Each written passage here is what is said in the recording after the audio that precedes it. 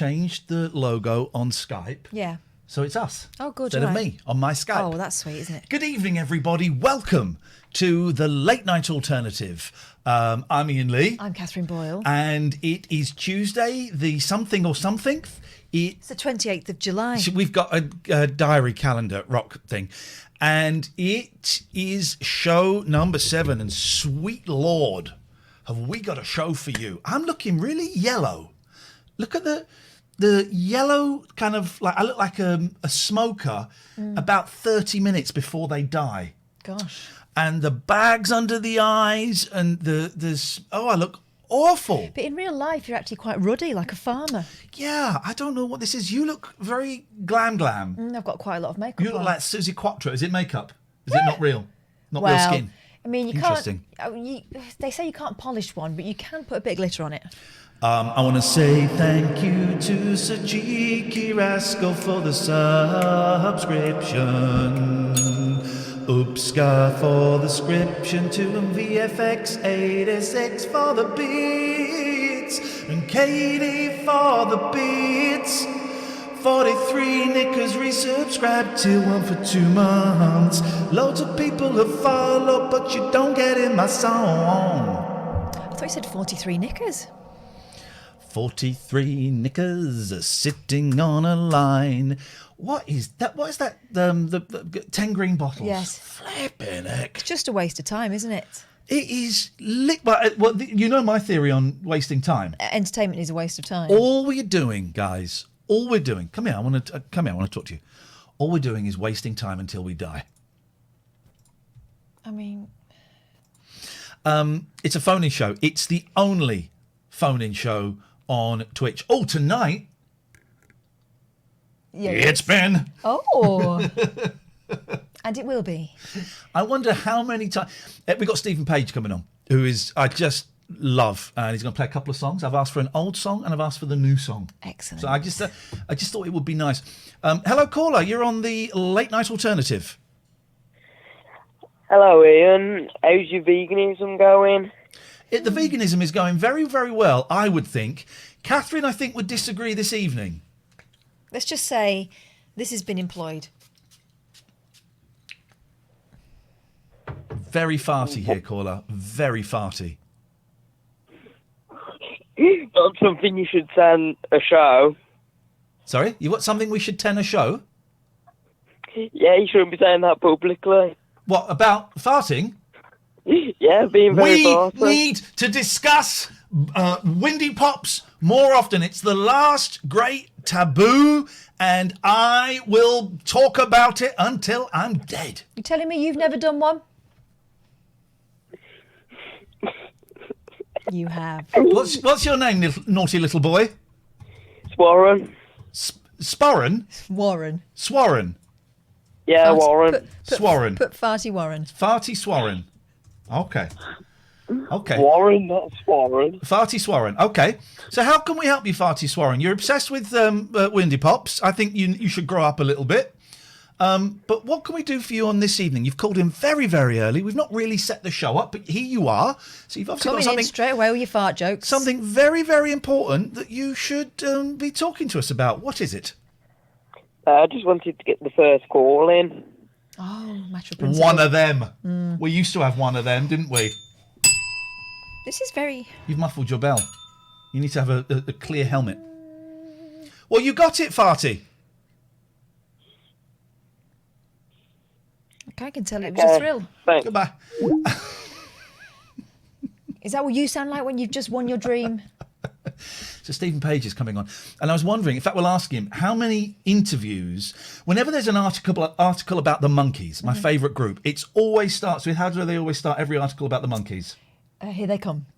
Normally it's, hey, they're still at it 50 years down the Okay. line. That's it. But the Here They Come is the second closest. But normally it's, hey, here they come. Hey, 50 years on and they're still rocking.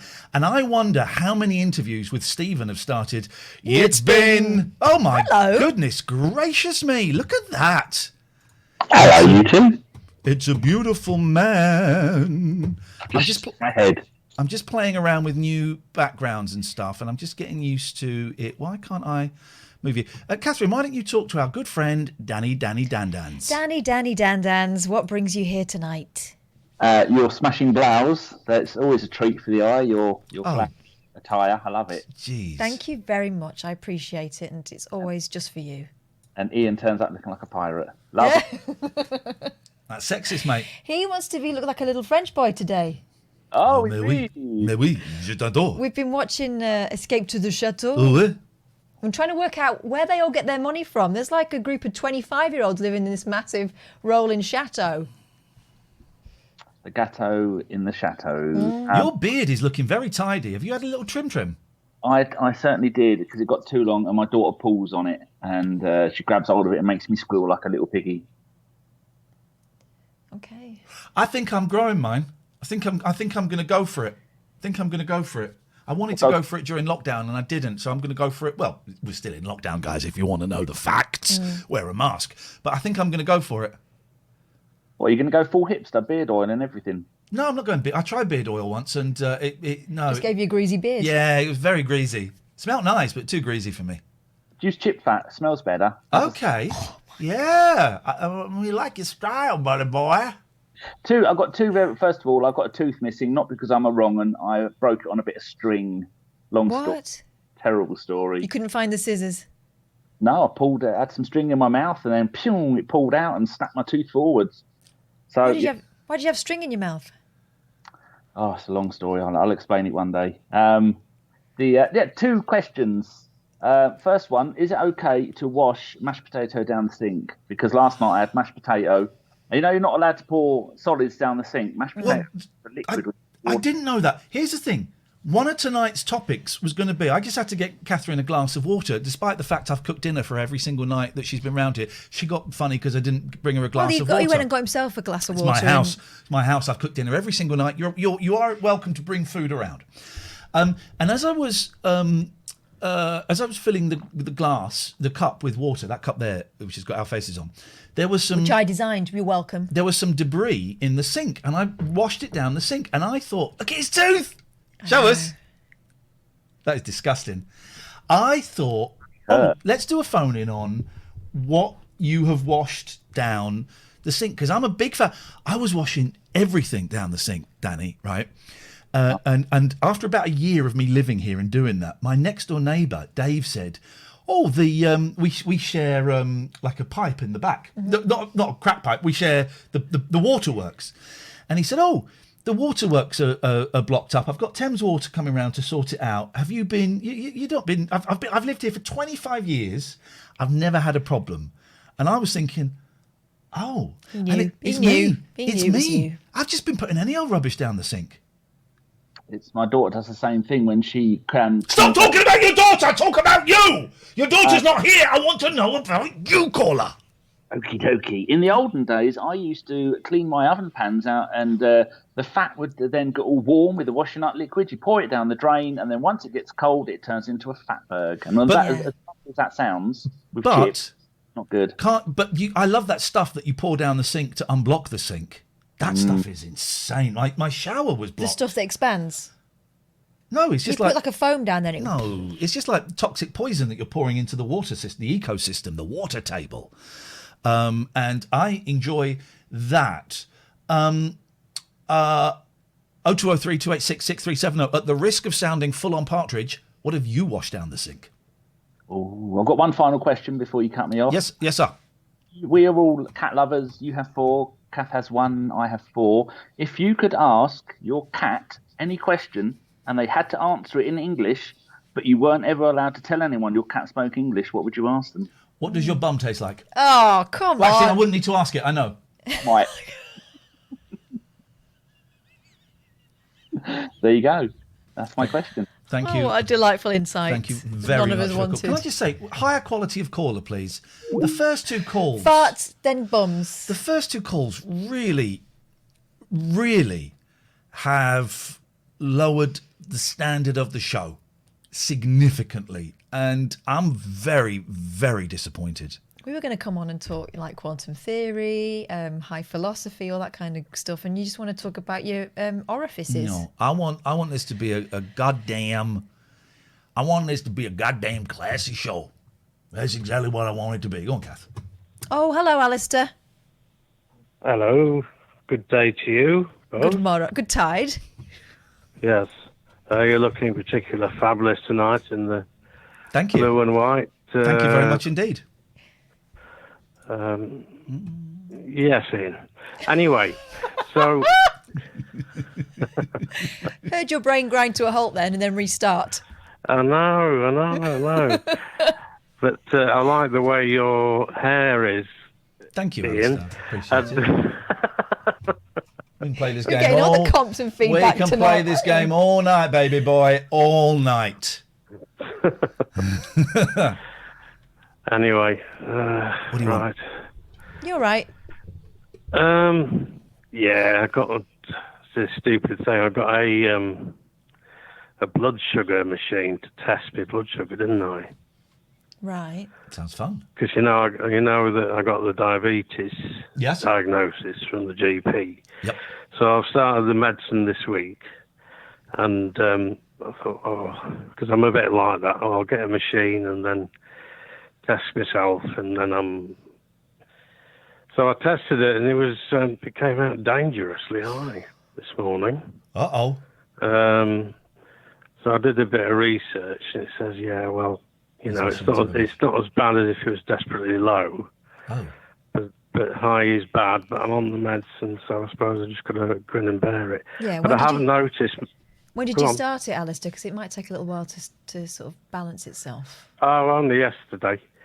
So, yeah. They say that it takes a week to sort of kick in, so I'll try it again on the weekend. But I'm getting mood swings with it, man. Really bad mood swings. Because I got annoyed with the chip shop Yeah. last night. And I was something stupid, nothing. So My first Not boyfriend was good. diabetic, and the mood swings are something else. Yeah. And while your body is trying to regulate everything, just give yourself a break. But on It will a point happen. on that, your first boyfriend's girlfriend was annoying.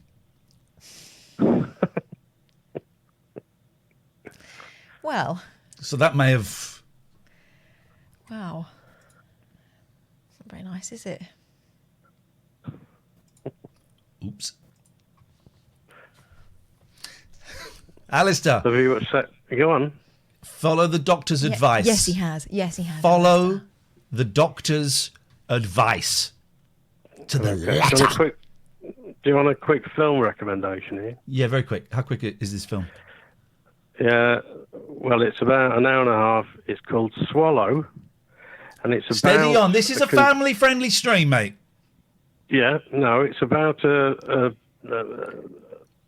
psychological condition called pica, P-I-C-A, which is about people who eat odd objects, which are obviously very dangerous to their... I don't know if you'd heard of it, Kath. I have, yeah, because sometimes women, when they're pregnant, get a little spell of it, don't they? Yes. Start licking coal and chalk and that.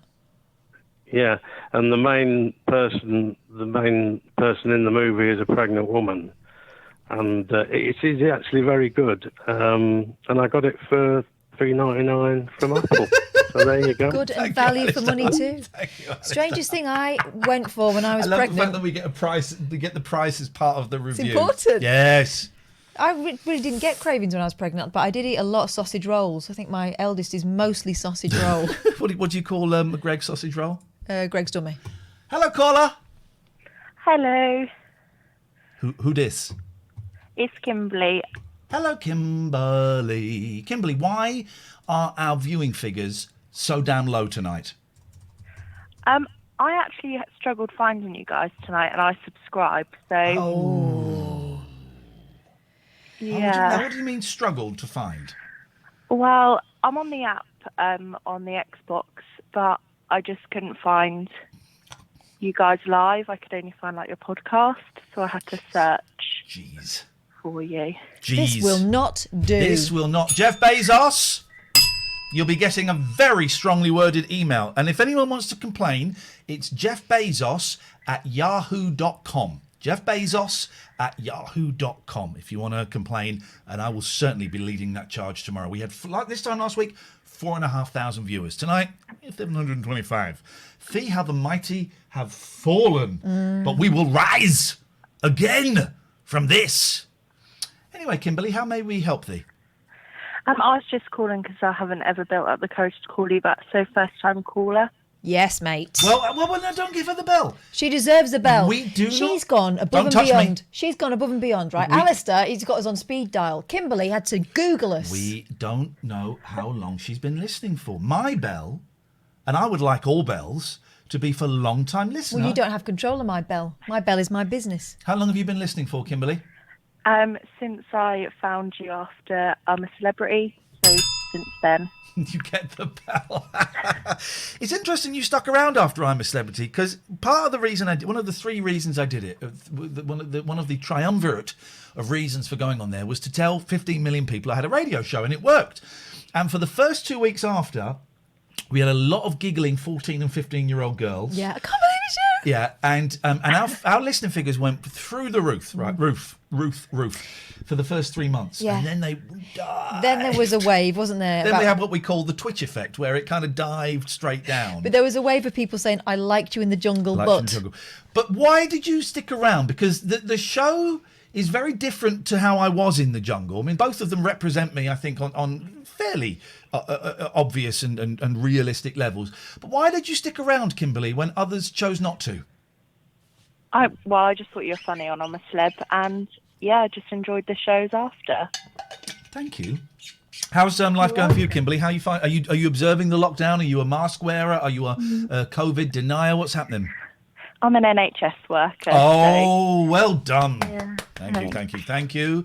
What's that been like working with that over the last 4 months then? Yeah, busy. Extremely so. busy. I suppose so. But yeah, we've sort of had to just get on with it, if I'm honest. So. Thank you for your service. Thank you for your service during this weird time. I'm really I'm going through a real fatigue of this, Kimberly. I'm fatigued with, because I'm pretty much observing the lockdown. I'm taking the kids out tomorrow, but I'm pretty much observing the lockdown. I'm certainly not going out for willy-nilly. And I'm wearing a mask when I go out, and I've just restarted. I'd kind of stopped for a while just because I'd forgotten. I'm back into the washing my hands now. I'm really washing my hands a lot. I'm really committing to that.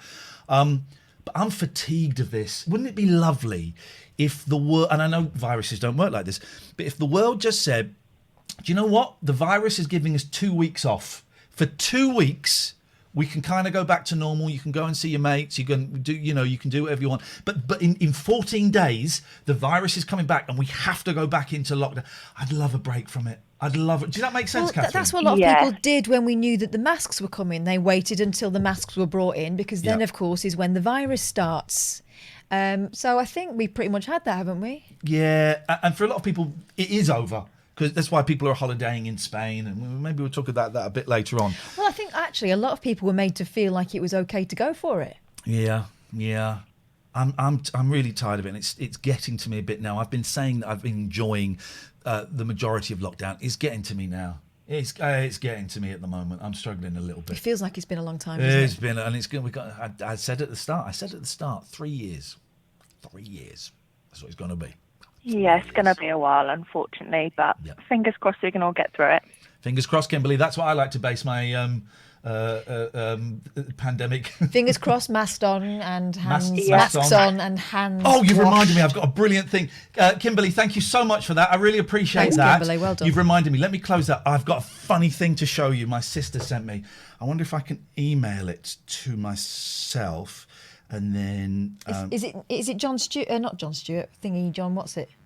That's buzzing again. Thingy John. What's it? You know, Try again. last week tonight with John Oliver did a funny thing about the mask debate. Oh, have you seen it? Have you seen it? Show it. Should we play it? Yes. Should we play it? Let me get what is it? That app is called WhatsApp, isn't it? I've got it on WhatsApp. Have you seen this, viewers? This is funny, man. This is funny. How do I play this? The country, Okay. How do I? It might be a little bit quiet. If I can make that big, it's not very big, is it? If I do that, doesn't reveal any. No. Actually, I can download it. I can download that to there. There we go. This is good news for everyone. This is going to be worth it, honestly. Download completed. The Open. country, the This is mass funny. Hang debate on. is intensifying. Hang on. It's the country. Hang on. Screen 2. I put the Elgato up there. Bishy bashy boshy. And the intro was something like, here is a load of people not saying masturbate. Here we go. The country, the mass debate is intensifying. People are very passionate on both sides of the great mass debate. The partisan mass debate is heating up. Mass debate's growing. The president is trying to have us cover the mass debate. CVS, Target, and Walgreens are getting in on the mass debate. The mass debate now taking center stage at local restaurants. It's 9 minutes after 6 now, and there's new video of a raging mass debate. Lockdown's been tough. Whatever gets you through. A raging wowzers. The mass debate in Georgia is getting ugly. The great mass debate in West Virginia might soon be coming to an end. The best thing, we're about 15 seconds away. There's a guy's face at the end because he laughs. He laughs. Go on. Mass debate is far from over. How many mass debates have you gotten into? Love to hear it. Loads. Come on. Absolutely he knew what he was loads. doing. He knew what he was taken to a whole nother level. Bishop David Zubik tells Pittsburgh's Action News 4 he found himself in the middle of a mass debate. We'll dive deeper into this pet store mass debate. So we're going to begin with this thing we're calling the great mass debate. He loves it. He loves it. Look at that. He's loving it. Now, who does he look like? He looks like... It's not Casey Kasem. No, I'm thinking he looks a little bit like... Not Deepak Chopra. No, I'm thinking a Latino. Who does he look like? Oh, this is a recording. The show starts. Yeah, thank you for that. That's good. Who does he look like? He looks like someone. And I saw that this morning and I thought, I can't think who it is. Alan Pardew, Ed Miliband, no. Fred Armisen, no. Neil, it doesn't look anything like Neil Sedaka. Doesn't look anything like Neil Sedaka. I enjoyed that. That made me laugh. We've got Stephen Page is coming up in a few minutes. He does look like the guy with Schnorbits. Oh! That's who it was. No, it doesn't look anything like him. He does. What's his name? Bernie. Bernie. No, it's not Bernie. Bernie Winters. Bernie Winters. No. Yes, he does. No, he doesn't. Bernie Winters. Yeah, he does. I'm going to sneeze. Save image as. That. Okay. I'm getting lost in computer. He doesn't. Just Google Bernie Winters. Why have I got to Google everything for you? You Google it. You Google Bernie Winters. I've got a screen full of Bernie Winters behind me now, in front of me. Beautiful. Yeah. Okay. 0203. What's our phone number? I knew you were going to say the old number. 203 286 6370. If you want to give us a call. I tell you what I'd like to do one night is I'd like to have do the show on Zoom. And we just have a Zoom meeting. Risky business. Fastest cut off fingers in the business, guys. And we just calling someone who I missed there. And we have just like a whole Zoom That would be fun. thing going on. That would be very fun. Let's do that. Just missed a call here. David says, I want a night of you. Okay, David says, I want a night of you watching old game shows. I'm up for that. Here's the thing. This is show 7. But honestly, for someone with low confidence, it's not great having the numbers right in front of you, is it? No, maybe not. It's not great having the numbers in front of you because you can't help but be disappointed at that. I'm not.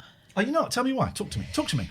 Because we're still building something. I know that that's just the way it goes, and people come and go. Something will happen. It'll take. I mean, we still get paid, whatever. It'll take.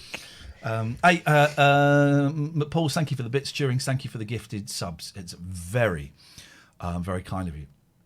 Why is he's not answering his phone? Okay. He's probably in the wrong part of his kitchen. He's probably in the wrong part of the kitchen.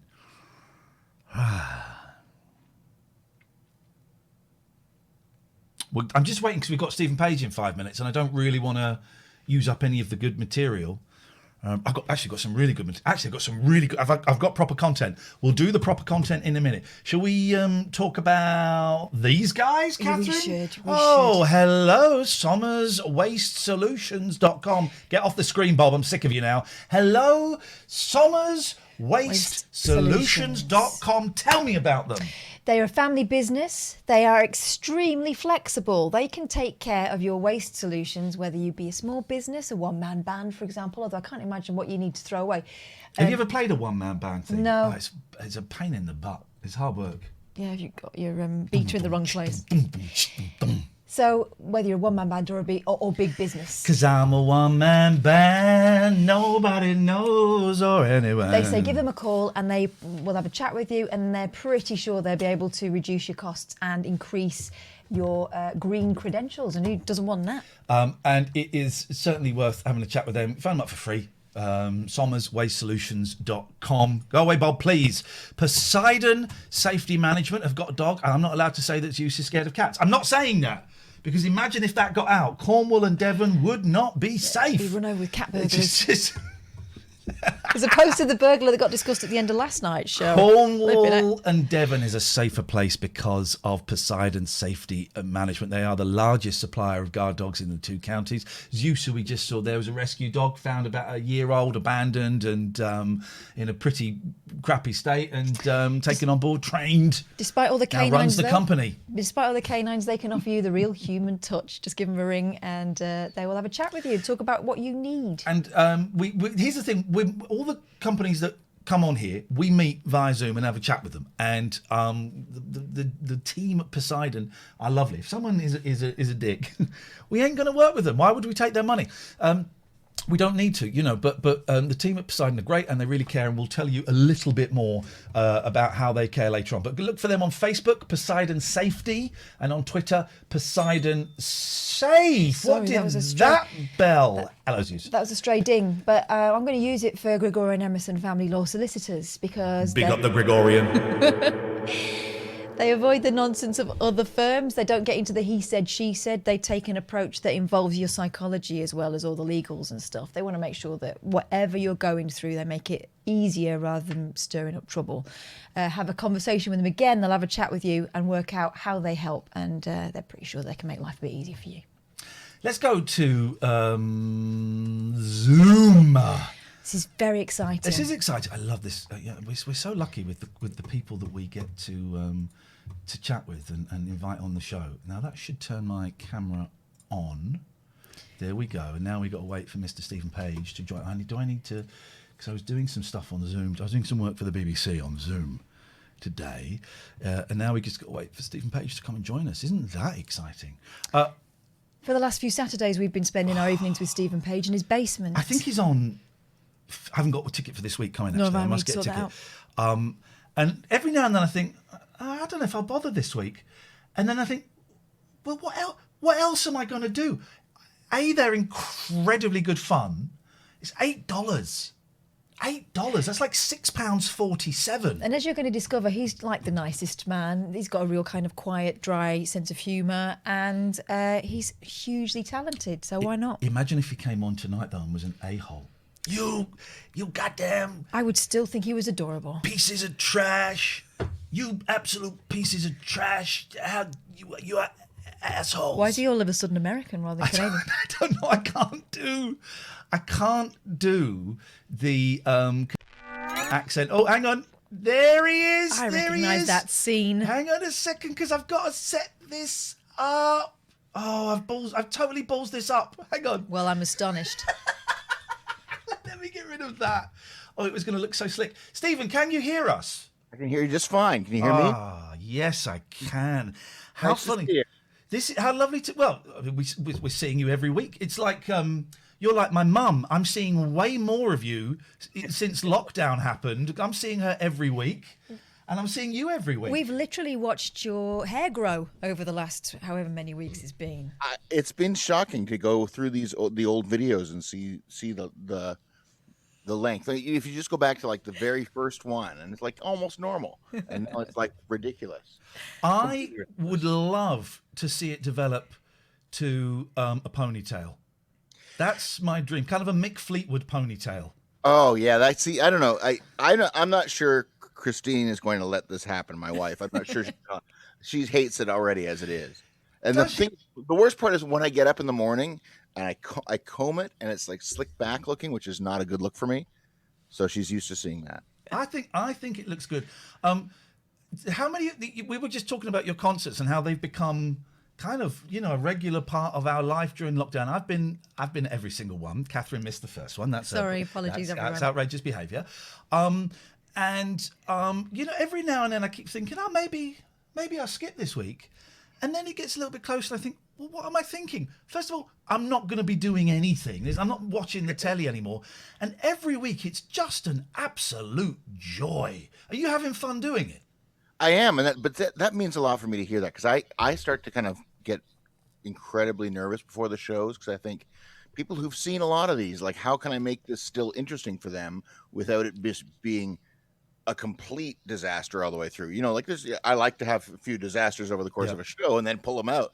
But if it's just a whole show of that, or if it just becomes kind of just self-indulgent, then I'm worried that that's what it's going to be. But I'm indulging people with their requests and stuff too. I tell you what I really liked in the first couple, and you could tell that you were really nervous. I was super nervous. I've looked at some of that stuff and it's like, wow. That first one, honestly. Why is? I mean, you inspired us to do the rabbit hole a couple of times or a few times on Zoom, and kind of to do this as well. And we were really nervous the first time. It was, and I don't know why, Stephen, because it should be easier. You're not in a room with 200 people. No, but you're completely alone. I mean, you're used to being with your mates, aren't you, on stage? That's true. But I've done lots of like solo shows, which I was when I started doing completely just myself kind of shows. Very nervous about that, but I kind of developed that into a shtick too. Like, I learned to not be nervous, but it's okay to appear a little nervous. So then when you start to go, they go, wow, he's really great. But at the same time, doing it, like, you don't get any of that, wow, he's really great. I mean, you get some in the chat on the Zoom thing, and you can look at some people's faces, but you're also watching people doing the dishes or, checking their phones or whatever else too. The silence is the weird thing we found. I mean, we're used to performing to silence, but it is, you fit it. Singers have got an advantage over comedians and kind of performers like that, because we are conditioned when someone goes down, down, down, everyone's conditioned to go, yeah, even if it wasn't very good, everyone claps. Right. So that must be, I mean, you're probably used to it now, week 15 or whatever it is, but that must be the weird thing, just not getting the clap. Well, pardon the phrase. I guess so, but I keep trying to think, like, when you do, well, it's for you, we're doing radio, right? You're engaging with the audience all the time, but there's tons of time that you're just talking and you're hoping that the audience is, or part of the audience at least, is engaging or listening or agreeing or disagreeing or whatever else, but participating in their minds. And it's the same thing. Like, if you're doing it just into a camera, a TV shoot or a Facebook Live or whatever else, it's one thing. But then when you actually have faces there on Zoom, which is, the good outweighs the bad. Like, being able to see responses is great, but it's still like I find myself checking to see if I'm doing okay. I'm looking at people's responses. What is the strangest thing you've ever seen anyone doing on your Zoom? Well, I did see Ian with his cat. So you suggested that one of my cats, it was Patty. It would be, wouldn't it? Was filleting me, which I wondered if that's what it was. I mean, I didn't really wonder, but it certainly looked like that. She's a very good girl. Your fans are lovely. I think we have kind of a slight crossing of fans, in as much as a lot of our fans, and they will take this in the way it's intended, are very gentle, geeky people. They're nice people, and what's lovely with your show, and it's a thing we nicked it completely for the end of our rabbit hole. We get everyone singing All You Need Is Love, and we just cut to people at the end of your gig when you're singing Brian Wilson, and it just cuts to everyone. Oh, it's so much fun. And Kath got chosen this week. I've been done a couple of times. I was so proud of you. There's always a slight delay, and then there's a but it's lovely, and you see what's great as well is you're seeing so many kids there. Yeah. I have to wash my mouth. You've given up on that, I've noticed. Yeah, right. I realized my kids grew up with it, so like your kids should too. It is. I saw it's today the 28th anniversary of the first album. I did see that. Yeah. So yeah, July 28th. It would have been Tuesdays and on in North America. And there we go. You have me on 9:30 on a Tuesday night on your show. Perfect. Right now. Oh, but by the way, Brian, when I heard Brian Wilson, I was at college. I was in my room in Halls feeling miserable, and I was obsessed with the Beach Boys. And then suddenly there's a song.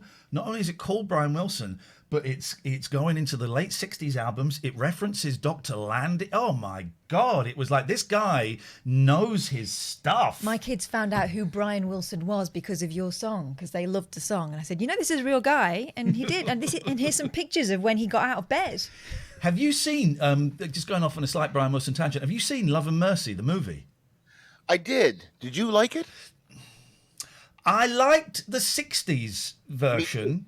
I didn't think John Cusack... I thought that... I have seen interviews with Brian Wilson from the 80s, the period that John Cusack was playing, and he seemed, in the interviews, way more damaged than Cusack was playing him. That's right. And my biggest thing was I thought, how can you make a movie about Brian Wilson, particularly about two really intense and interesting sections of his life? How can you make that boring? But they did. Yeah. It was almost boring. They did do a very good job though of like the studio stuff when they're at I guess that's Gold Star, I think, was it? It's either United or Western, whatever though. Yeah, it's Western Recorders. Like they're in Studio 3 there. We made Maroon in that studio, and it's exactly the same. Apparently they've taken that down, but it looks like they made it look exactly the same. The equipment's the same. Usually you watch a movie like Bohemian Rhapsody, and like Bohemian Rhapsody, they'd be taking this mic and singing into it like this. Like pointing it there. I see a little silhouette.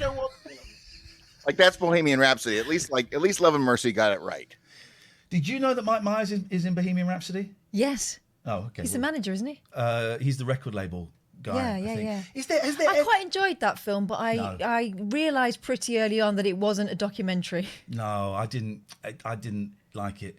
Is that bit bit where those kind of movies? I liked Rocket Man. I was surprised because I'm not a huge Elton John fan either, and I thought, but at least they went in. They went, we're going to make this a musical rather than a biopic. And once they kind of announced that to me, I went, okay, I'm in. Yeah. Once the first number is gone, you go, okay, right, I see where we are now. Right. Oh, Stephen, you've brought a guitar with you. What a coincidence! Could you sing us a song? What would you like to hear? Well, I mentioned that Enid. I love Enid, and it's that was on the first album, wasn't it? It was. Well, then let's celebrate 28 years ago. Okay. Thanks, man.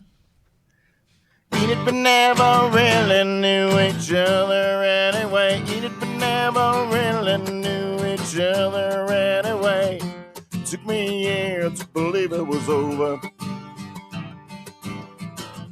It took me 2 more to get over the loss. Whoa.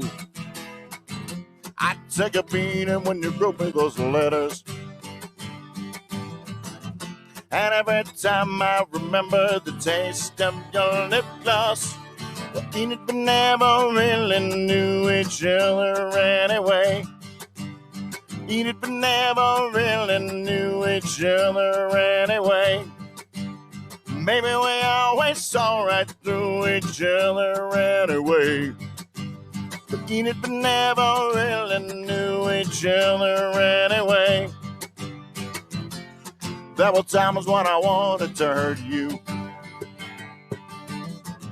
and there were times when I knew that I did. Whoa. There were times when I thought I would kill you.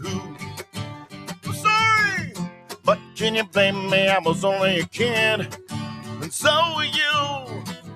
So tell me why we never really respected each other.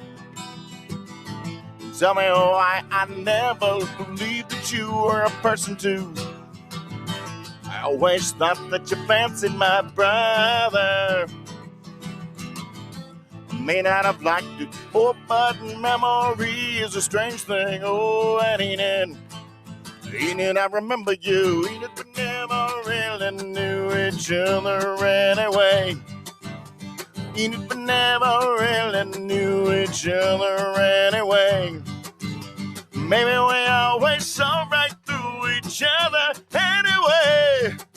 But even we never really knew each other anyway.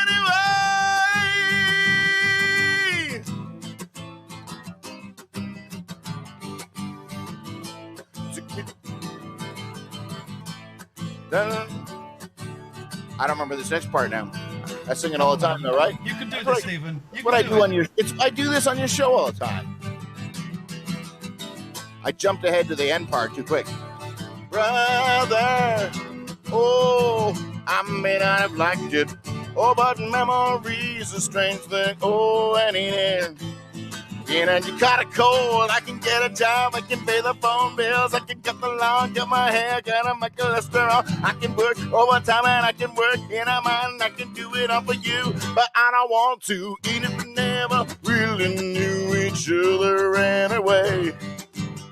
Even if we never really knew each other anyway. Maybe we always saw right through each other anyway. But it we never really knew each other anyway. Yeah. All right, come on. It we never really knew each other anyway. Yay! Who needs the middle bit anyway? The middle bit. Middle bits. It was that middle bit was my least favourite part of that song anyway, Stephen. Well, you got part of it. I like the remix. There are two middle bits, so that's the problem.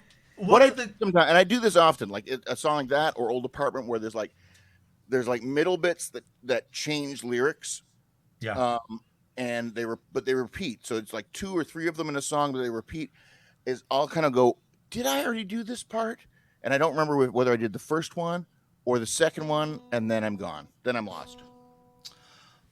One of the is it how many have you done now? Is it 15 basement shows? We'll give out the link if you want to come and see Stephen this Saturday. You'll come along. You'll see me and Katherine in there as well, and we'll wave to you. It's $8, man. That's like £6.40. It's nothing, and they're getting longer. And the last couple have been 2 hours long, Stephen. I know. Is that too long? No, it's great. It's great. No. I make these ambitious set lists, and then I stare at them right here in front of me through the whole show and think, maybe I'll cut something. Maybe, and then I think, yeah, I'm enjoying it. No, that's the thing. It. If you're enjoying it, they don't have to stay for the whole show if they don't love it. Is it 15? 15 you've done, I think? This will be the 15th. This will be the 15th. We'll post the link up in the chat. Honestly, it's such a good Saturday night, and it's become our routine. And me and Kath kind of phone each other up and go, "Oh, I can see you. There you are." And sometimes our kids have come along and have been involved. My eldest wants me to tell you that he really liked your songs. He thinks you're very good. Thank you. So, Oh, I brought my parents 1 week as well. Oh yeah, they did. And then the week after, I bought your albums and said, right now, maybe I should have given you this before, but my dad's very into it. Nick Lowe's Cruel to Be Kind. Dude, just get a guitar, get your tape recorder running, do an album of cover versions. That was awesome. Thank you. Well, it's like been my favorite song forever, and I've been afraid to sing it because it's kind of already perfect as it is. But people have been asking for, sing your favorite cover. What's a favorite? And I'm not like, cover, for me, growing up, cover bands were like made up of guys who were really great players, and that's obviously not my thing. I write songs and I sing them. But, so the idea of being in a cover band always terrified me because it's like, that's how you're supposed to show off your chops. So the idea of doing covers, unless it was stuff that we used to do in Bare Naked Ladies that didn't sound like the original, like we do Material Girl or something like that, and it wouldn't sound like the record, that was fine. But to kind of like, earnestly sing the cover has always been hard for me. So I'm turning a new leaf. One of the joys of your basement sessions was...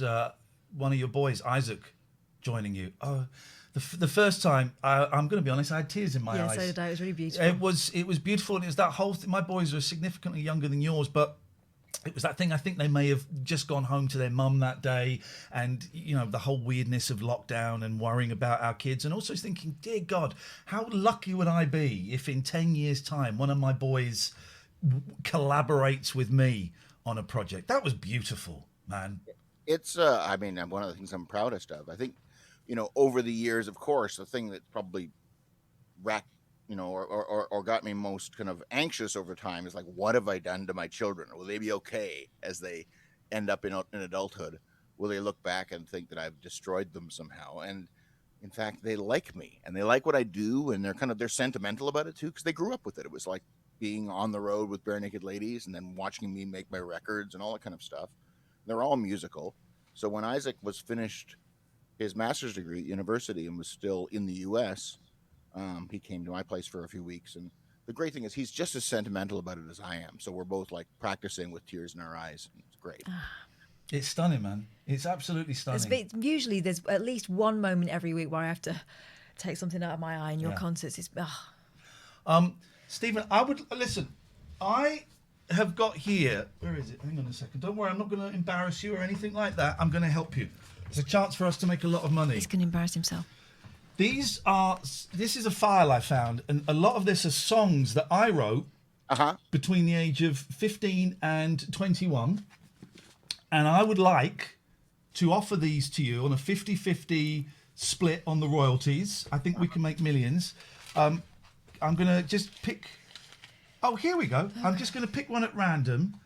And Katherine is going to...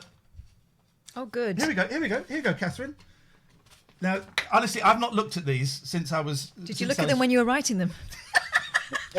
Now, listen, Stephen, I know you'll encourage good art, and you'll recognise this. She is very, very down on these. Oh! Very down. What? This one is strangely prescient. This is called Harmonica Song, Stephen. Harmonica Song. So I imagine there might have been a harmonica in my head when I wrote it. Okay. It's F sharp D A E. Hang on, he's look. This is it already. We're like Van Dyke Parks and Brian Wilson. We are collaborating. This is going to be it. Get a blank cassette and put it in and press record and play, guys. This is happening. Here we go. Okay, so F sharp D A E. Yeah.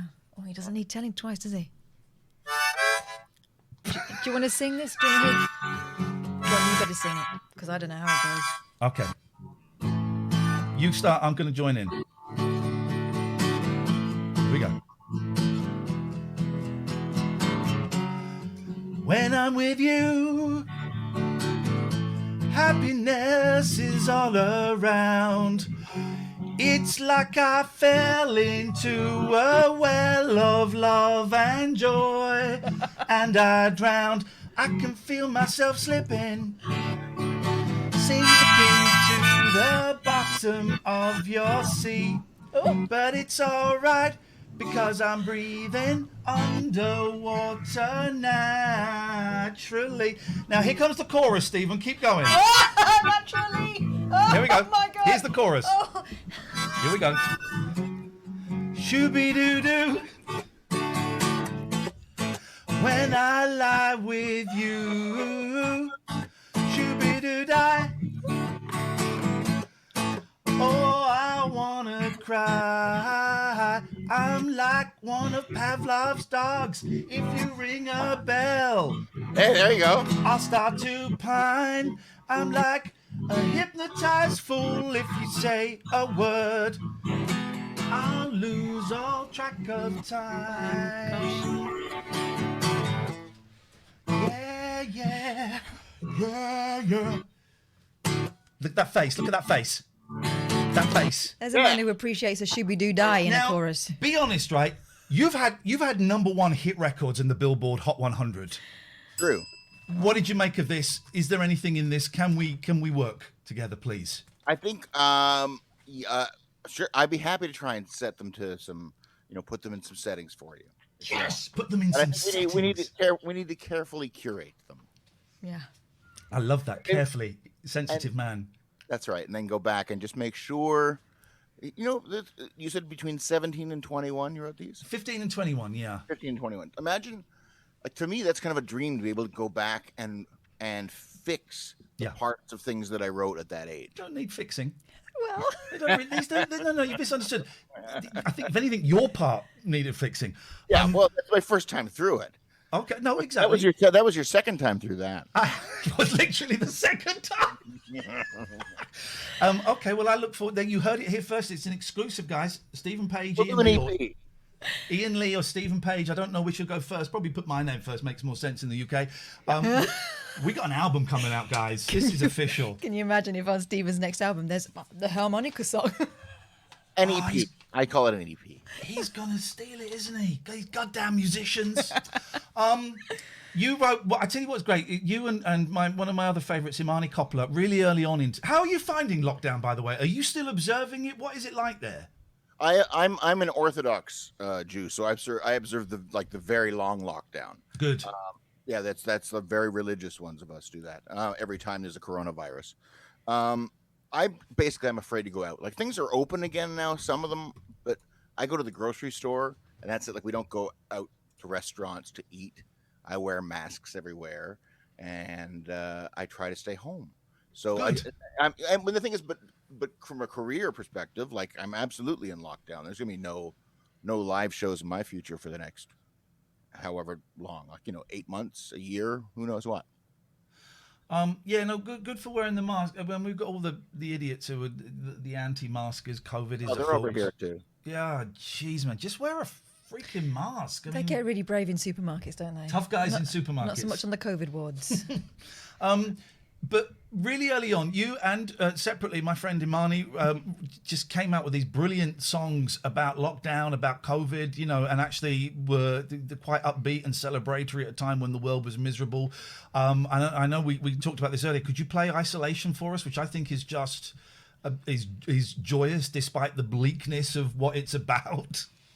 Sure, be happy to. Thanks, man. Everybody in the house next door. Everybody on the ocean floor. Everybody in the grocery store sing, oh, oh, oh, oh, oh, oh, oh. Everybody says they're baking bread. Everybody feel the creeping dread. Everybody going back to bed like me. I'm here to stay. Everybody with the broken dreams. Everybody on the big sport teams. Everybody with the fake news memes in isolation. Isolation. Isolation. Isolation. Oh, oh, oh, oh, oh, oh, oh. Everybody with an empty fridge. Everybody on the Brooklyn Bridge. Everybody with the privilege sing, oh, oh, oh, oh, oh, oh, oh. Everybody with the lonely heart. Everybody sharing graphs and charts. Everybody singing wherefore art thou, oh, oh, oh, oh, oh, meow. I can take the easy route and say this is the way we've always been. But spend a couple hours down the rabbit hole and you'll know what I mean.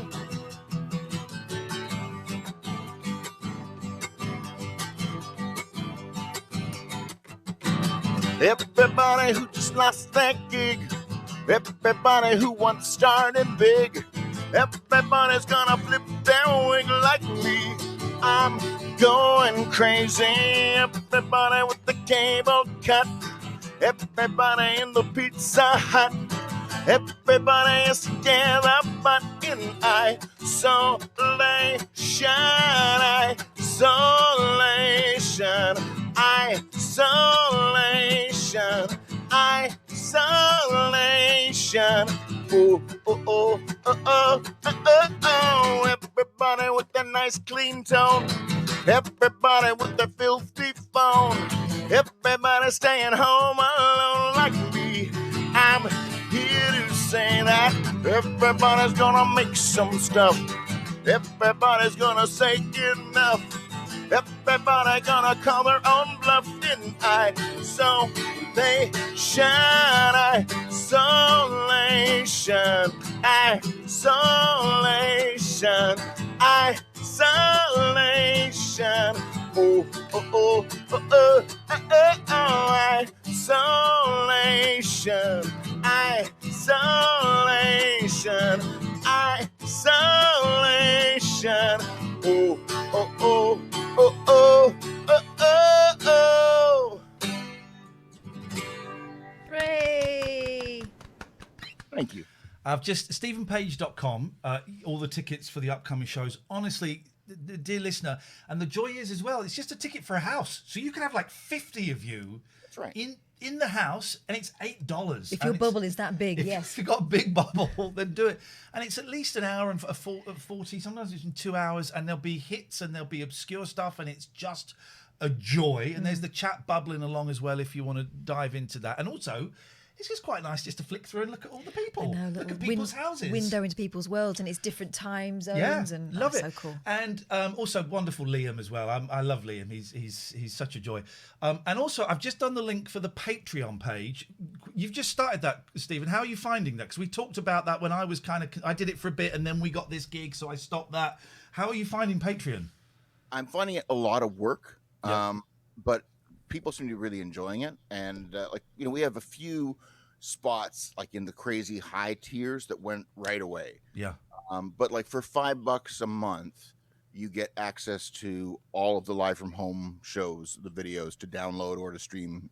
And then I put up things like old live concerts. I put up demos, all kinds of stuff like that. But it's hard work because it's like I try and make sure that there's enough stuff posted every week rather than just kind of dumping my archives and having it sit there. I want to write something clever and fresh about it every time, and it's a job. It's an actual job. It is a job. It actually is a job. But I think one of the tiers is like people get tickets to see the live from home shows. So that's kind of made me go, okay, I got to keep doing the live from home shows too. Then for my health, it's really healthy to be able to kind of go. I have to work. I have to do this stuff to satisfy my obligation, and then you find like the inspiration and the fun and stuff comes out of doing that work. I think from having looked around a lot on Patreon when I was looking at it and having spoken to a few people, I think you're offering a lot on Patreon. I think you are good value, if you know what I mean. I think you're it's well worth chucking a few dollars your way because you're giving out loads more stuff than a lot of other people. Right. I mean, the idea is supposed to be if you want to support me or what Artist X as they're doing their Artist X. Artist X is great. He was a great, awesome shredder guitar player from the early 90s. He was in a covers band. He started in a covers band. That's how he got it. Absolutely. But he just stood out in front and wheedly-deed while everybody else played the songs. Yeah. That was Artist X. He was great. But so I understand that's the concept behind it, but I always feel like the last thing, and this is a thing that kind of bugs me, through my shows, I'm always afraid that someone's going to feel like they're getting ripped off. I'm always afraid that someone's going to think that I'm ripping them off. Isn't that funny? So it's like that's why I'm frantically scanning the gallery view and the Zoom, thinking, anybody there looking upset with my set list? Isn't that funny? I have the same. I don't know if you have the same thing. Yeah, I worry about that. Of course. But they're there. The people are there and they're loving it. It's so lovely to see you, Stephen. We will see you on Saturday night. Look forward to it.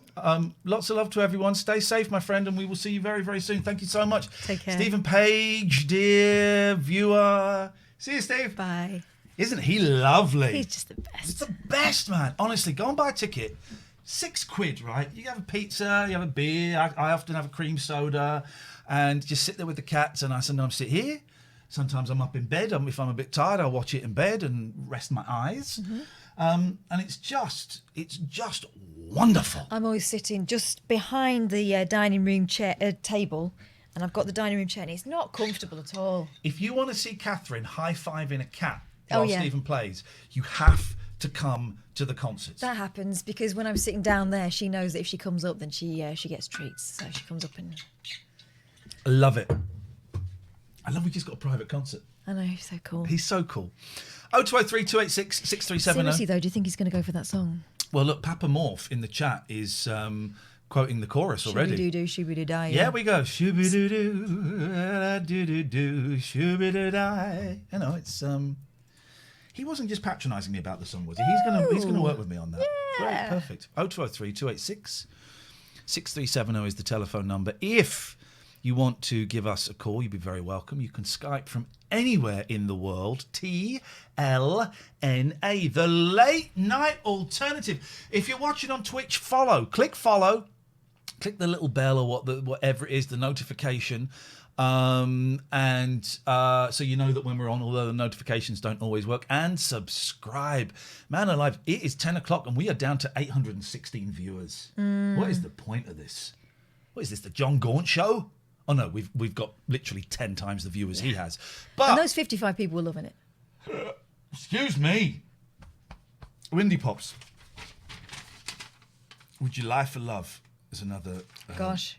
But did you like this one, or did that one get ripped up? It doesn't matter. It doesn't matter. Can I see the lyrics? I don't want you... All right, let me you can see. read the lyrics. Would you- By the way, this is a big thing, me entrusting you with these and having nothing but supreme confidence in them. Nothing but supreme confidence. Thank you. Would you lie for love? Would you lie for love? Would you make me think I can? More important. Oh, I'm more important than I am. Would you let me think I was your loving man? Would you? Yeah. Would you lie for love? Would you let me think I was the only one when all along there's never only one with you? Wow, that took a turn. It's like mini soap operas. Yeah, gosh, so many twists. Twists and turns. So many twists. Dear listener, twists and indeed. Please show Kath's cushion, says Ah, you Clumpy dirty... 68. But time them out. Oh, you mean the actual cushion? You're at the actual... And this is actually my cushion, look. Where is it? That's my signature there. Kath made that. I've done that painting. Kath painted that. All right, innit? Kath painted that. Kath painted that. I, today, have been... Oh, there's the link if you want to buy... go and look at Kath's art. A certain radio station's YouTube live stream currently has less viewers than Gaunty. Okay, well, that's good to know. How you doing? I'm all right. I enjoyed that with Stephen Page. Yeah, He, in the first few weeks of lockdown, when we were still getting used to the fact that the days started to roll into one, and we didn't know whether it was, what difference did the weekend make anymore. That was a nice little marker for me, having Stephen Page on a Saturday night. Hey, look what I found. Look what I found the other day. Focus, please. Focus. I've got to sort this focus out. I pressed something so it doesn't focus. Stop swallowing. I can't. There it is. Look at that picture. I don't know why they used that picture. That really got on my nerves when they did that. Exactly. And then when we went to the new building, they used the same picture on the pass as well. By the way, if you scan that will get you into Talk Radio, the station that we used to work at. Focus. Cover your face, please, because it's messing up the focus. It needs to focus on my pass face. Did you say pass face? I won't do it now. Okay. It won't get you in there anymore. That's the old one. I've still got my locker key. I've still got my new fob somewhere, so we could get in there at some point. I do love the glowing sidey in the background. It says, you're very Ben Baker. That's a Frank Sidebottom Ouija board. And we may use it at some night. I only get contacts Chris, unfortunately. But we may use it some point there. I've tidied up the shelves there. Do you appreciate it? Got a record player. There's a dance set with Pisces, Aquarius, Capricorn and Jones on it.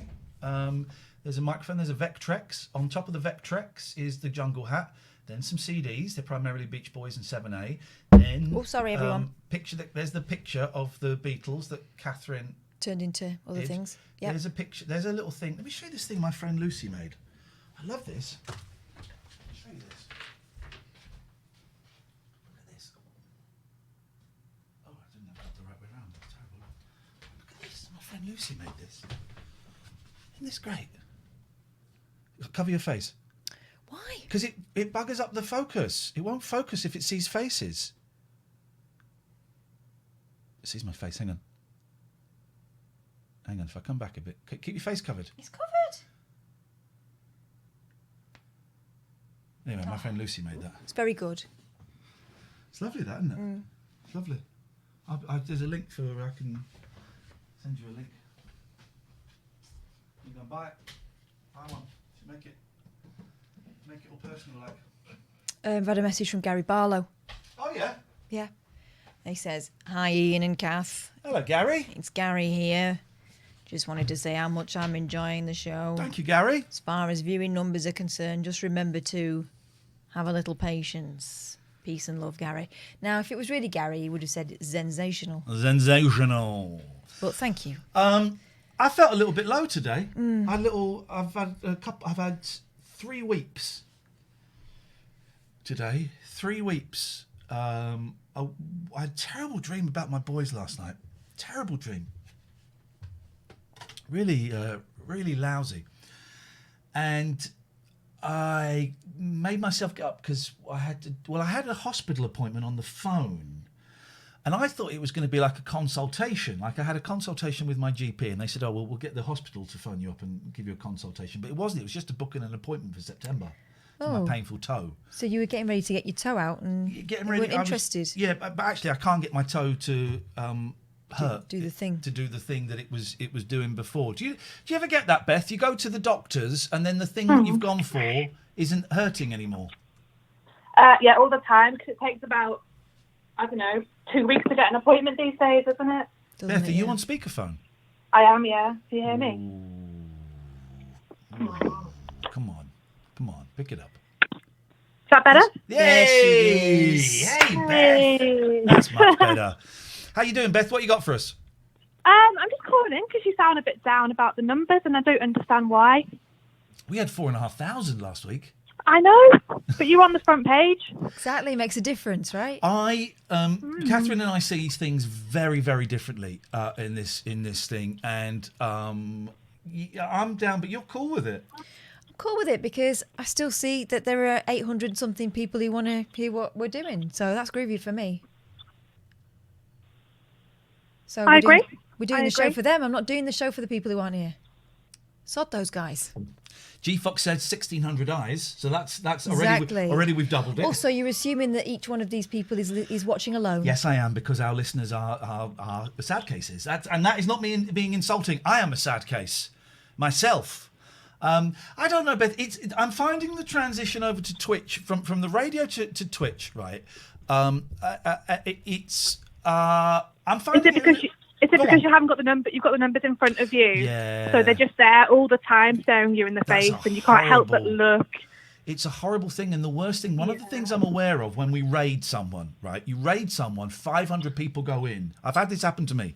500 people go in, and you go, "Oh my God, 500 people!" And you kind of try a bit harder, and then after about 3 minutes, really quickly, those people leave because it's not what they're on Twitch for. And the numbers go down.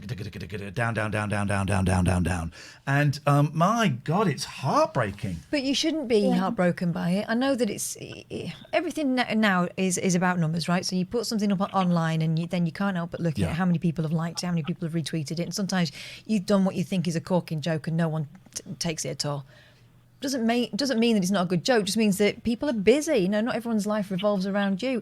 And the thing about taking someone into a raid is they've allotted a certain amount of time to watch you, right? Yeah. They're not going to stay for the next 3 hours and then for the next however many hours that someone else, the next person who passes you on. It's unrealistic. People have got short attention spans these days. I'm just grateful they spend any time with us. Yeah, and if you think about it, if someone does a raid, you've probably got. Notwithstanding what Cass has just said, people have watched what they want to watch and they're off anyway. Yeah. If there are people that are going to stay, you've probably got 10, 15 seconds to attract their attention, and by that time's gone. You really just realise it's been a raid. Yeah. So it's just a tough one, isn't it? It's just a tough one. But my point that I was going to make really was that you've just started. It's a completely new platform. You're not on the front page anymore. You've just got to build it.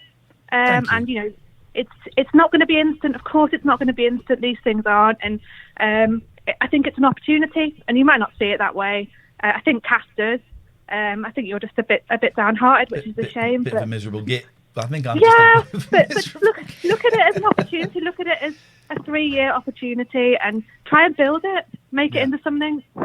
When did you get so wise, Beth? I'm not saying that. Since about 5 minutes ago. You sound like a very young woman, and I'm 29. I'm not that young. Oh, you're an old. You passed it. Okay, well, she's not. She's just reaching her prime. You've got years of experience. Then, in that case, all right. Hey, listen, Beth. Nice one. Thank you. I really appreciate it. No worries. Bye, guys. See you later on. Beth. Thank you. And she's totally right, and I get it. Of course, I get it. I'm just in a weird. Spot at the moment. Yeah, you have this one.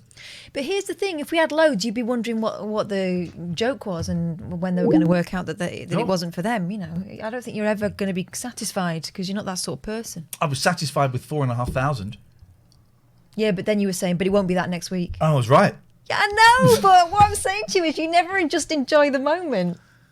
You're always preempting it and you're ready for the kick in the balls, which will inevitably come. But in the meantime, you've been sitting there waiting for it. I am in a weird space. Well, it is a bit strange. Take a call, please. Hello. Who's there on the Skype? Hello. Hello. It's Brett. Okay. Do you want to play a quiz? Always. Right. It's called the Running Race Quiz. That's a catchy title. Who would win a race out of Nick Ferrari and Mike Graham? Oh.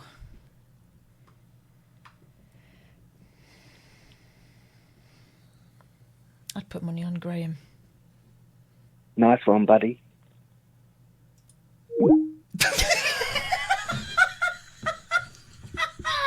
Someone clip that, please. Clip that phone call. Send it to Mike Graham. Clip that phone call.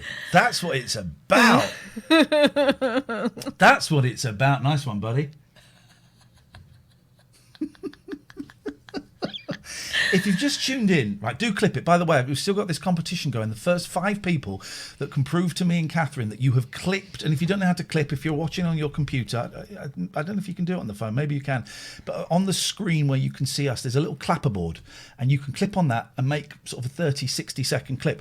The first 5 people that can give me actual evidence that you've made a clip that has been seen by over 5,000 people, you can have a free T-shirt. You can have a free T-shirt. So clip it and get those clips out there and show them to me. Why, hello. Oh, do that again. Wow. I can only move them both together, never individually. I can't do anything like that with my eyes. That's amazing. What a guy. I called to add something to the discourse surrounding figures and all of that. Yes, sir. On a kind of up in the air spiritual side of things, you're both nervous. I think I dare say I speak for many of us. We're nervous for you as well, and that energy has to pass before the numbers really get going. I honestly, firmly believe that this is a transitory thing, and it's probably going to take a few more weeks before the energy is in the right place. You haven't hit your stride yet. I know that. I've listened to you for a long time, and you're nervous because it's new. And you know, last week was exciting and shiny, and this week is scary, I dare say. But I've said it before.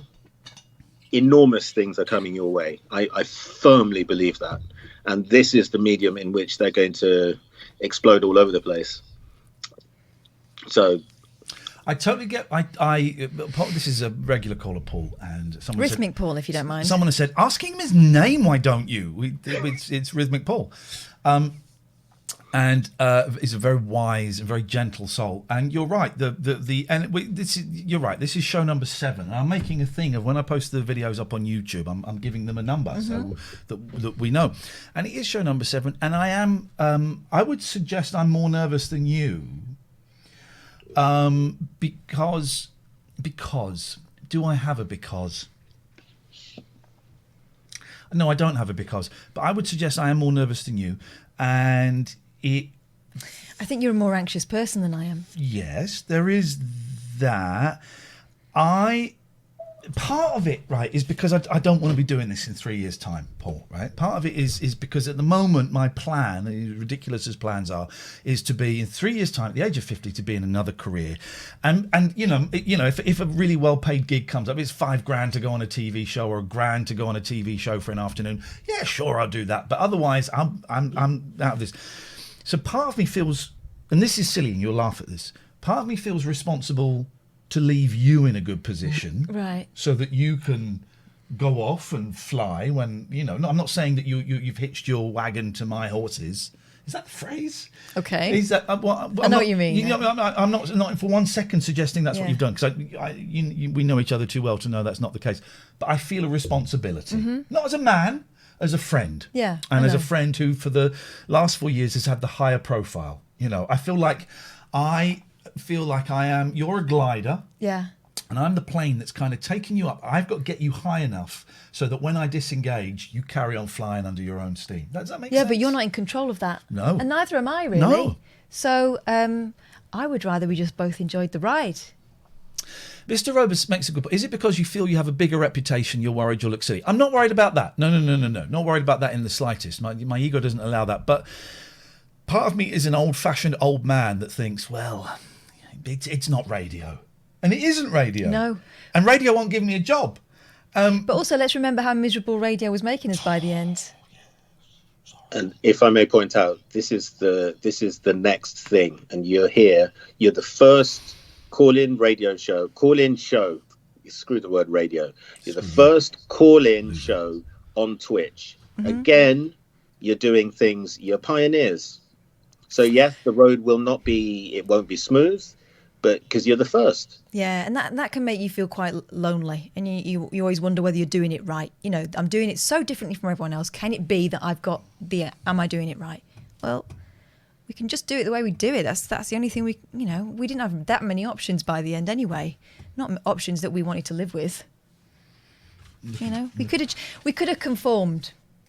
Yeah. And yeah. If I might add again, since the start of the show, the numbers are creeping up. Yeah, they are. Another thing you need to remember is your show started at 10 in the past, and 9 is, I'm still getting used to that.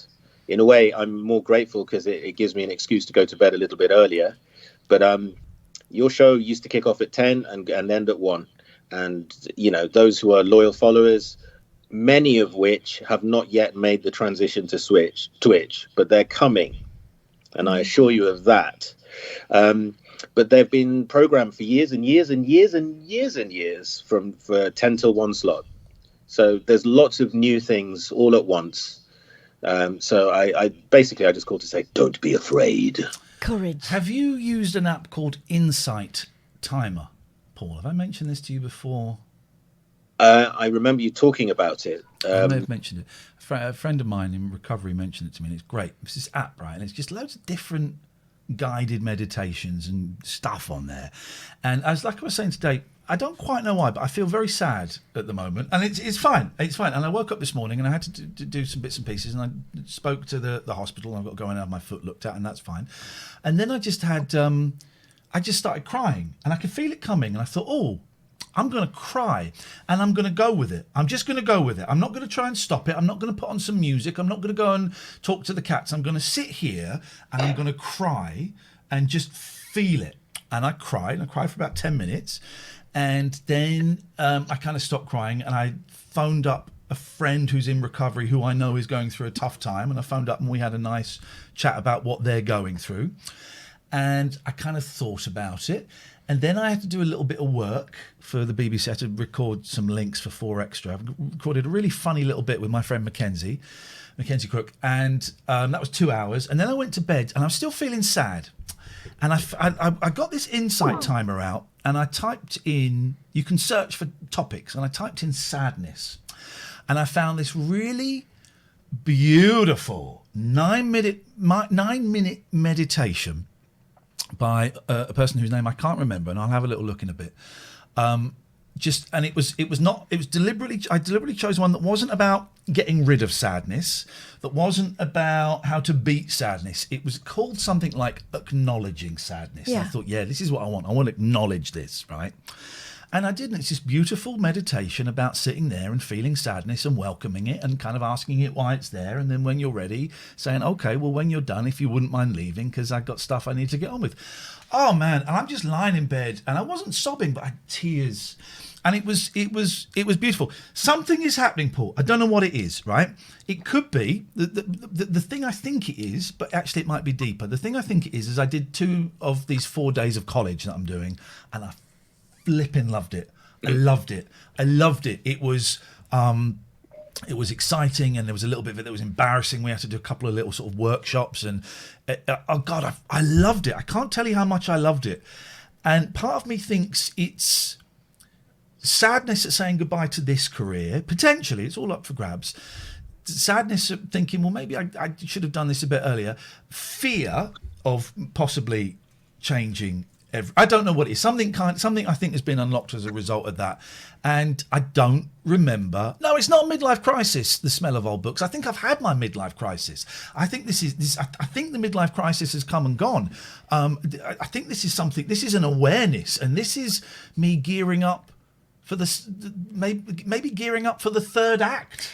I think it's acceptance. I also think that it's that course. There's quite a lot of from what you're telling me of looking inwards. Oh yeah, you bring up a lot of stuff, and that's hard. That's really hard. But also, you've just changed your diet massively, so there is that. Your metabolism's all over the shop. There is that. There are so many factors. Also, last week was a great hoot and a holler, right? And now we're kind of settling into the long haul. The long haul. So there's a lot of things settling, I think, Paul, and Yep. I'm ready. I had 4 weeks off work. I've never not worked for that length of time, never. And I'm just ready to see what's next. And I've kind of given up trying to pedal towards things. This is the weird thing. The times in my life when I've been the least satisfied are when I've been trying to grab things. Now I'm just going to wait and see what's going to happen. And I'll be ready. And it's not like I'm not going to do any work for it, but I'm done fighting. Fighting.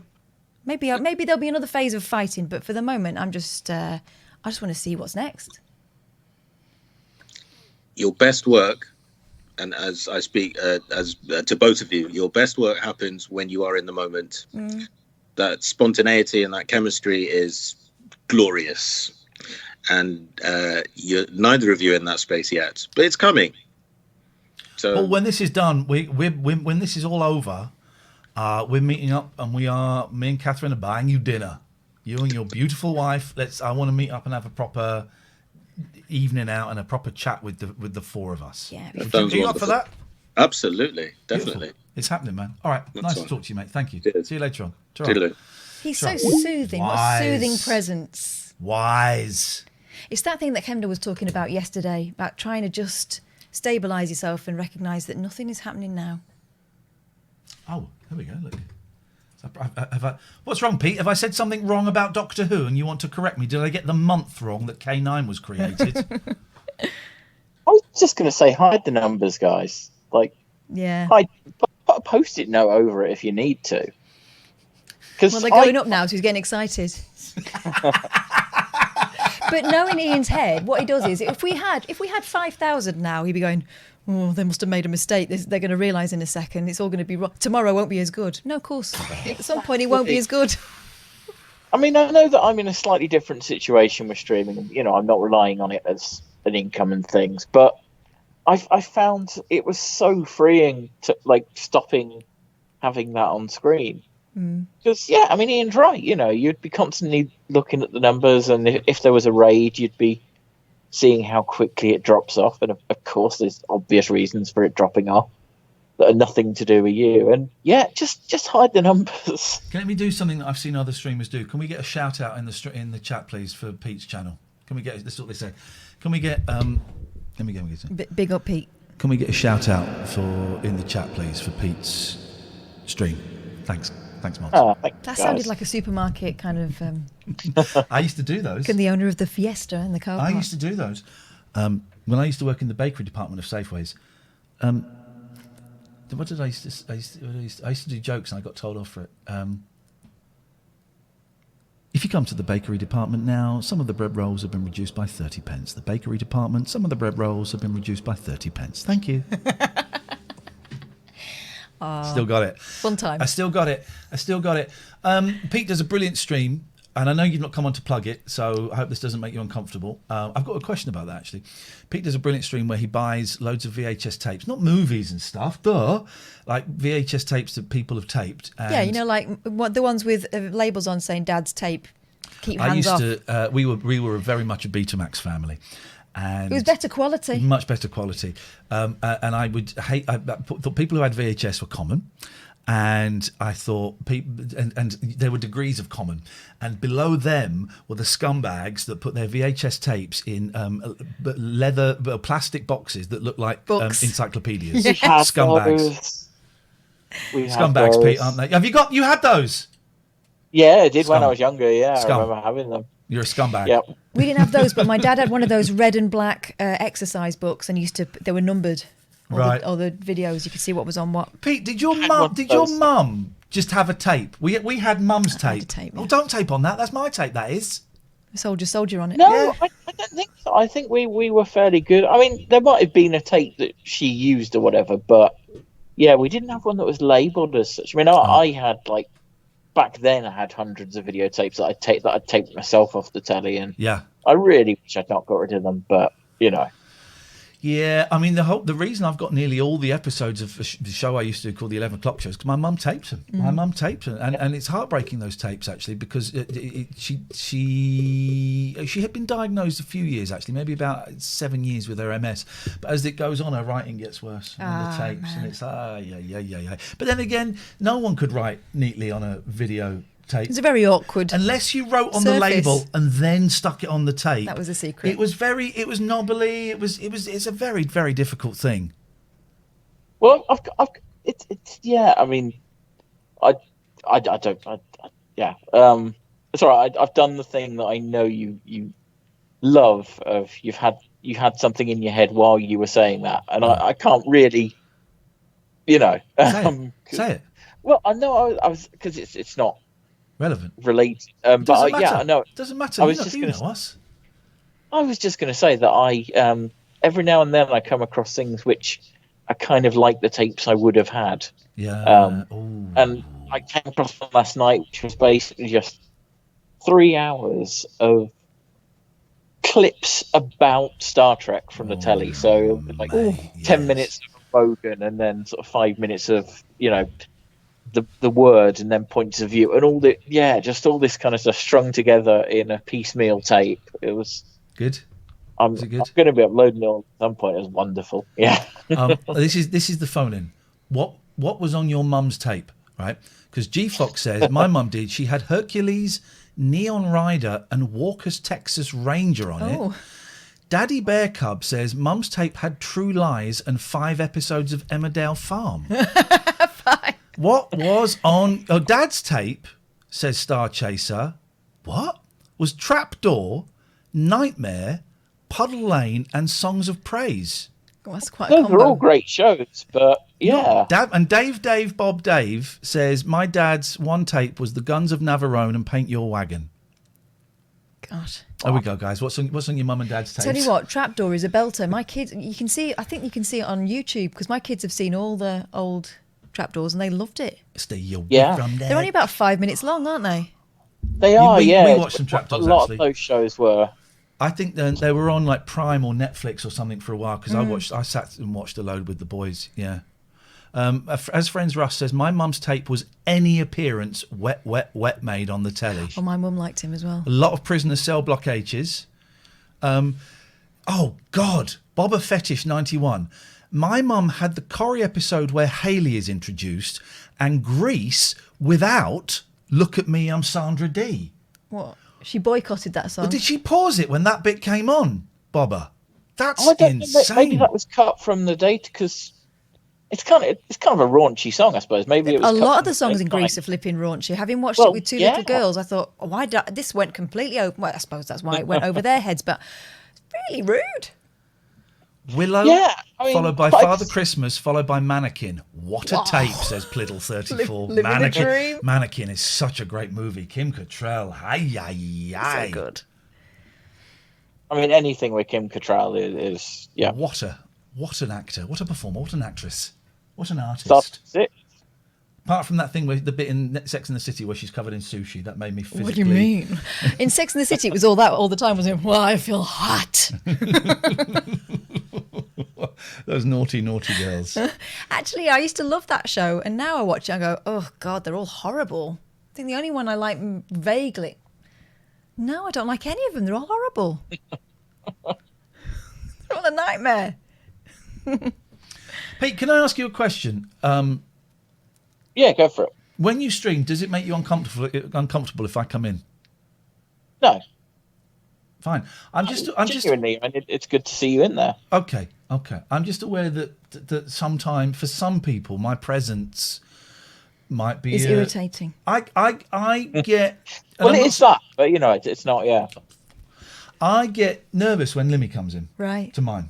Get nervous. Yeah, but you've got a very spiky, jolly, blokey relationship, haven't you? We haven't really got any relationship because I don't know him. I respect him, admire him a lot. I wish we were friends. Yeah. But neither of us are the kind of people that have friends. Mm-hmm. Neither of us are friend people, you know. But I certainly got a lot of respect, and I've learned so much from him. His book, inspired me to come out, and as well as other things.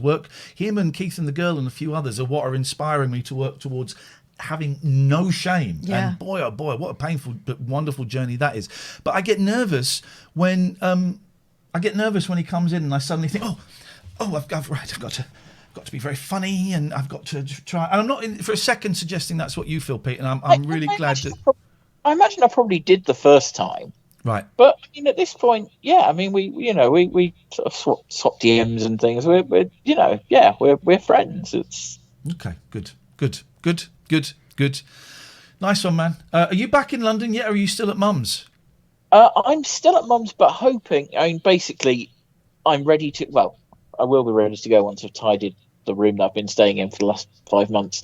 But yeah, I'm ready to go sort of as soon as my sister has a day where she's able to take me back up. So mentally, I'm ready to go. Mm-hmm. All right, man. Stay safe, Pete. Yeah, cheers. You too. Ta-ra. But I think he was going to say he wants to kill us. So we'll take of that. course. It's only natural. We had a link to Pete's channel in the chat there. Ronnie Lane 78, thank you for the subscription. Parus Dev, thank you for the bits. I need to make this box a little bit bigger so I can see Simon Bellintel, thank you for the subscription. Piddle 34 subscribe, thank you. Elsid 1000. Papa Moore, thank you for the bits. Tell the Beard, thank you for the subscription. And Coded Raving. Oh, there we go. Beautiful. Thank It's appreciated, thank you. Click the follow, guys. Go on, Kath, you take this. Oh, no, I think they've... Do you know what I've got in my boot still? I've still got the video that my mum did of all my bits that when I was a reporter on Look East. Oh, well, It's not very long. Let's dig that out. I've just put my VHS. I had my VHS under here, but I've tidied under here for this. And the VHS is now in the cupboard at the back. But let's digitise You're not missing that. much. Hello, caller. Hey. Hello. Hello. Who's that? My name's Emma. Hi, Emma. Hello. I just wanted to say, and this is more of a mantra that I've been reminding myself of, because I get anxiety and depression, and some of the stuff you've been saying has kind of been resonating, that what you're doing at the moment, you're doing it at the hardest time possible. So as I say, this is my mantra that I remind myself that everything I'm doing at the moment, I'm doing during a pandemic. So trying to focus on work or trying to, whatever it is I'm trying to overcome, I'm trying to do it with this kind of underlying level of fear in the media and like whatever it is, there's that feeling. So not only do you have to deal with that, but a lot of your viewers and the people that would normally phone in are possibly in that similar place, like they're not feeling very sociable or chatty or brave or also, normal. You're wondering why you're feeling strange. My God, what a time this is. It'd be strange if you weren't feeling odd. Yeah, really odd. Like you can do something really fun and immediately afterwards feel down again because I guess you had your mind distracted for a bit and then it's not distracted anymore. But I've really enjoyed the majority of lockdown. The first couple of weeks were terrifying. Then I've enjoyed it. I'm in a very privileged position. I live alone, but I get to see my kids. I've got a nice house, a bit of a garden, all of that. But yeah, I would say the last 4 or 5 days, I've become really tired of this, of lockdown and of the pandemic and of huge numbers of people dying and all of that. I think I'm just a little bit winded. I'll get my second wind and it'll be fine, and I'll deal with it because we have to deal with it. But right now, I'm in a bit of a slump with it all. We're also all in limbo. Do you know what? I spoke to you earlier on today, and I said I feel flat, but I feel okay. After that, I had about an hour of feeling super, super anxious and upset, and. Like I say, I just sort of rode it out because I thought, well, of course you feel anxious and upset. It's a really anxiety-inducing and upsetting time. But, but this is a temporary feeling. And it won't be fatal. Go on, Emma. You're going to say something. I was just going to say, but it does go in waves, doesn't it? That you have days where you think, I feel really great, and then you have days where you feel bobbins and you don't know what happened in between. But it's just that low-level, constant kind of drain and that kind of drip, drip, drip of the fear that I think sometimes just gets to the top, doesn't it? And then. And so just I think what you did when you cry and you just feel it, and sometimes I just let myself feel it, and I and then I go and do whatever you call it, self-care, but I just go and do some stuff like play the Nintendo Switch or read a book or whatever it might be. I go and do a thing. What are you playing on the Switch at the moment, Emma? Just finished Origami King. Okay. Which was all right, not necessarily 50 quid's worth. Yeah, but, I've heard it's so. Yeah. I've been saved by Animal Crossing. You still doing that? Because a lot of Animal Crossing users have dropped it now. Dipping in and out, right? And just when it gets a little bit dull, they give you something extra, like then you can now swim. And I think that they're going to bring something in at the end of the month where there are fireworks 2 days, displays I and think. stuff. Yeah. And I'm not spending that much time on it these days, but back when I was potentially stuck in a job that I didn't like and didn't know what I was going to do, and I felt like I was letting you down by staying and all that stuff, it was just a little moment of kind of mindlessness. It's so pure. There's no one getting shot. There's no way, I'm going to go fishing for half an hour and then I'll be back in the room. And it really did calm me down. It's like a kind of mental screensaver, isn't it, that game? Yeah. We did loads of like Zoom parties, but with Animal Crossing, which makes me sound incredibly lame because I'm a grown-up. But loads of us would like meet on somebody's island and just chat like we're doing here, but we just chat while hanging out on somebody's island and like doing some chores for them or fishing or swimming or whatever it might be. But it felt half-assed, like we were visiting our friends. So yeah. Sounds great. I've got a Dodo Airlines t-shirt in real life. Someone said your blouse looks like a Dodo Airlines stewardess. Well, thank you. Which is a great compliment. It's a great compliment. I mean, it's lockdown 2020. Dodo Airlines was the sponsor of it, I think. So. It's the only place I'm flying this year. Hey, nice one, Emma. Thank you for the call. Thank you. No Take problem. care. Thank Bye-bye. Someone, DC Turner says, what is your best pandemic impulse purchase? Where to start? Oh. My preloaded GameCube with about 300 games in. And, oh, God, I've got a dealer now. I've got a dealer, right? I've got a dealer. And just every now and then I'll just get in touch with this dealer just to see if he's still dealing, right? And of course he's still dealing. I don't want to buy, but I just want to check if he's still dealing. And he sold me my modded Dreamcast, and he sold me this modded N64, and he sold me this modded GameCube. And I just reached out to him today and said, can you get Sega Saturns that are preloaded with games? He went, funny you should mention that. I've got one left. And it's preloaded, and he sent me the list. Of course, he's got one left. It was loaded with all these games, and he said some of the games don't work because of the emulation, but most of them work, and you can have it for this amount. And I'm like, I bought the GameCube a month ago, and I've only played it once, Star Wars Rogue Squadron, which is a great game, by the way. And I'm thinking, Sega Saturn preloaded. So better. Producer Tobes' purchase was an electric bicycle. What was yours? My paints. But I'm starting something new tomorrow, and it's really lame. Why? Body paints? No, not body. Oh, I've done that. Not body paints. Miniatures. Not the drink kind. But like miniature. I've got this miniature room that I'm going to make. Okay. It's got electrics and everything. Hey, James. Hey. Hey, guys. It's James. James Sprinkles. James Sprinkles, yes, man. How you doing? I'm all right. Yeah, what you got? Get down! Sorry, that's Bonson. Is everything all right there? Yep. Okay, good. We've all got pets. It's a tough time for pets as well as it is for humans. Gosh. Well, I think you guys are much more engaging when you're not worrying. Oh no, that's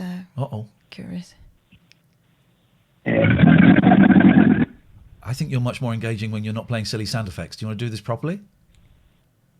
Let's chat. Okay. Yeah, I know, but this is what... did you used to listen to the radio show?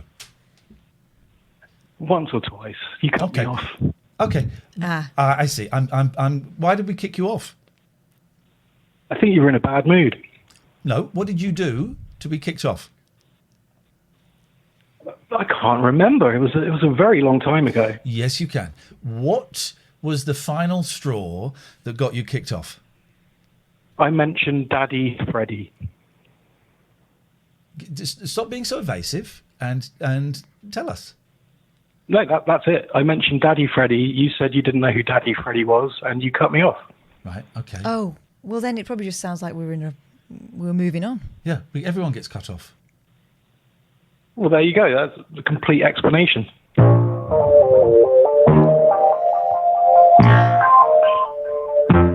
This guy was funny last week. Was he? Yeah. I don't remember.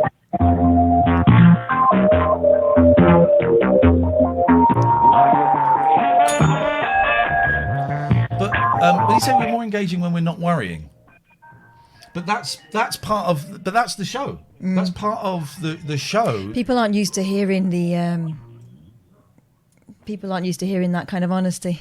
No, exactly. This is, we are here to. We're not going to go and fake everything. Is this the contents of his head? Because I'd rather hear yours. Christ knows. It's. Does he know that people can't hear him? Just cut him off. I can see why he got cut off for being a bell end. Yeah, no, that's how we talk. That's how we talk here. Yeah. That's how we talk here. I prefer it when you have a conversation with us and you stop being a dick, James. But you chose to do that, and that's absolutely fine. You chose to do that, but we then chose to not listen. Katherine and I, we will dick around, we will be funny, we'll be silly, we'll play silly games, we'll talk about songs I wrote as a kid, and we'll also talk about deep, holes in our spirit, and misery and depression and fear and loneliness. And your choice is then whether you listen to that or whether you don't listen to that. And if you choose not to, that's absolutely fine. But this is our world, and this is what we are doing. Yeah. Isn't it? Yeah. That's the way it goes. Whoa, whoa, whoa, whoa, whoa. Shall we talk about Gregorian Emerson family law solicitors? Why don't we read? I'm going to get a gelaw.co.uk. Let's get a testimonial. Here we go. Okay. This is from a father, 2014. I'm not giving out any names, no pack drill. Hi, Richard. You are definitely the strategist, and it is on this basis that I would not have been willing to go into court without you. Boom. I wonder where that was going. Exactly, that could have been it. Every other aspect of your work has been magical, so I look forward to our first day in court. Wow, I look forward to our first day in court. I got court next week, but there you go. And yes, a bit of support in court will definitely be useful. I always have one person that I know and trust in the courtroom with me. Thanks for all the brain work you've put in thus far. You didn't tell us, Richard, you did brain work. You kept that secret. That should have been that was well hid. Which I think will stand us in good stead in court. There you go. Thank you very much indeed. gelaw.co.uk. It's we've got, these are all genuine testimonials. We'll do a testimonial in the next hour for these guys. For Summers Waste Solutions. Summers. I wonder. I always get a bit windy when we get to SommersWasteSolutions.com. Why? Because Summers. I don't know, but just as I go to this screen, I get just a little bit windy pops. And I wonder what literally that is. windy. Maybe you've got waste disposal issues. Well, I wonder if they can help. I don't think anyone can help with that. They do toxic waste, though, and food waste. Let's get some testimonials, actually, from them now. Please. This is the testimonial Because all I hour. can tell you is they're a family business. They're extremely flexible. They serve the whole country. They can help you wherever you are, big or small company. And here's Camden the voice Town, of someone they have. And the reason my printer, I hate printers. My kids are terrified to ask me to sort out the printer because I just crouch there with my bum crack on display going, I hate printers. And my printer has died. My kid broke it, so I've had to order a new one. So I haven't got a printer at the moment. So I'm searching around the screens.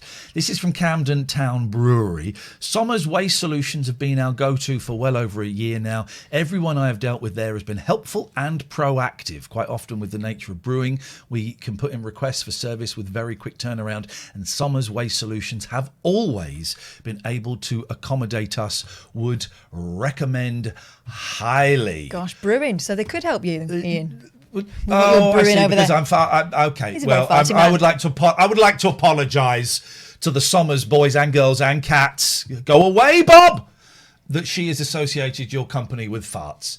That is out of order, and that is not what this show is about, and that's certainly not what the SommersWasteSolutions.com team Wish your waste was confidential. Are about. Poseidon Safety Management. They are our newest sponsors. Welcome to the team. Let's say hello. They've got animals as well. They've got the largest stock of guide dogs in the Devon and Cornwall area. This is I think he's the king, isn't he? This is Zeus. Zeus was who we had to. Zeus working. Look, we're going to find a burglar. I want to find a burglar. I want to find a burglar. No burglar, but there's a squeaky toy. Serious business for Zeus. Look at him, and he's a cutie. When we spoke to the team at Poseidon, Zeus was snoring next to him. Largest suppliers of guard dogs in Devon and Cornwall. That's primarily where they're based. They are passionate about making a difference in their area, and all the patrols. If you hire them for patrols, it can be like one man team, one woman team. It can be loads of people. They will be from the local area, so they will know all the local places, all the people. They will know fastest ways to get to you. Yeah, it's a real human touch. You can ring them up for a chat. We had a lovely chat with them last week, and they are on Twitter at twitter.com Poseidon Safe.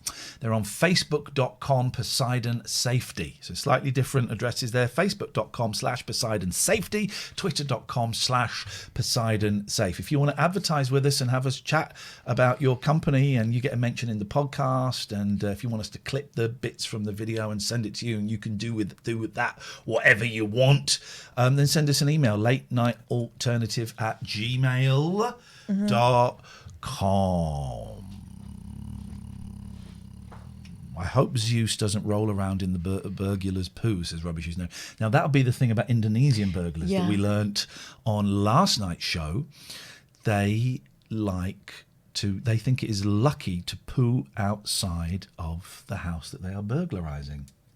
It seems like a risky move. You're at your most vulnerable, aren't you, with your drawers down? It does seem like a very risky move. But there you go. I don't think they do that in Devon and Cornwall, although, people.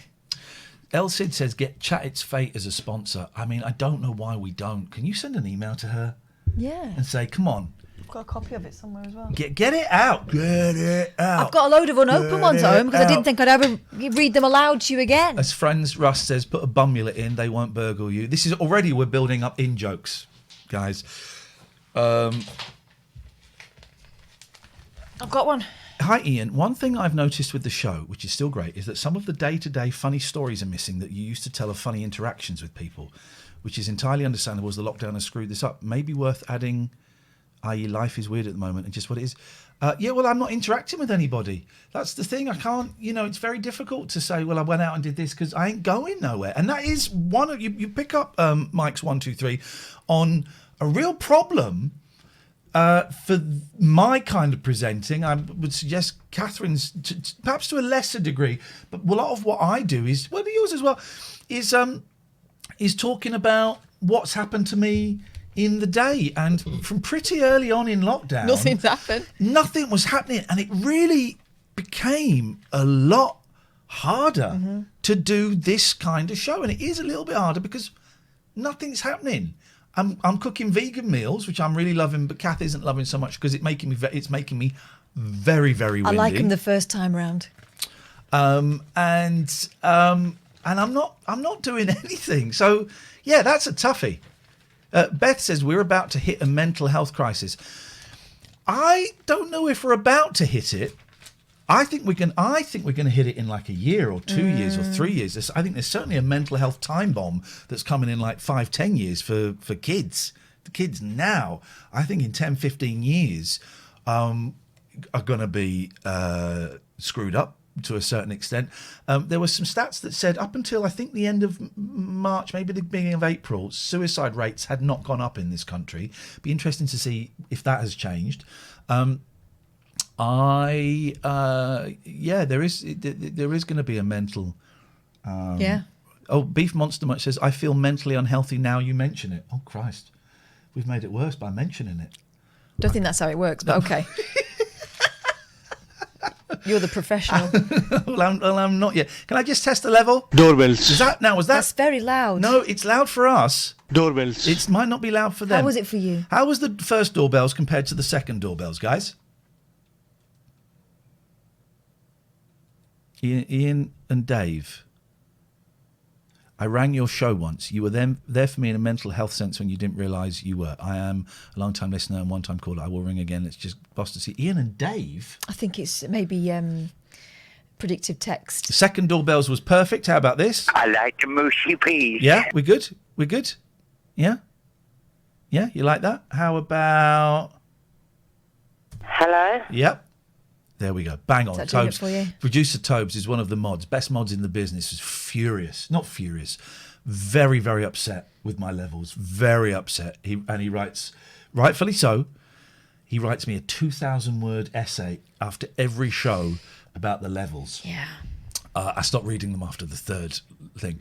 And I'm going to be honest, I was... actually, sometimes I'd play the levels too loud just to upset producer Tobes. Have you got a mouthful of sausage for Alex, please? I don't think I have. I haven't set... I've got this. I am not in a bad mood. I've got this. You're a pervert. I've got this. Well, I really think this is great. But I haven't got... It's not here. Is it? No, I... Stick a pencil up there. Yeah. No, he's banned. No, I haven't. Oh, I haven't. Never mind. I've got Chat's Fate. Do you want one? Yeah, go on. This is from March. Hello, who's that? Hello. Hello. I was just ringing to see if I'd be able to talk to Ian about the sponsorship segment for my dad's company that went out of business 10 years ago. Just a second, please. He wants to know if he can talk to you about a sponsorship thing for his dad whose business went out of business 10 years ago. Nah, not really. No, thanks. Okay, thanks. Love you. Bye-bye. So I've got Marches. Can I just say, those are my favourite calls. Do you want another glass of water? Yeah, hell yeah. I do, especially if I'm going to be giving and giving in a second. Sorry? Well, I haven't really opened them since... you know what? When they were arriving, I didn't have the heart to open them because I didn't think I'd ever read them to you again.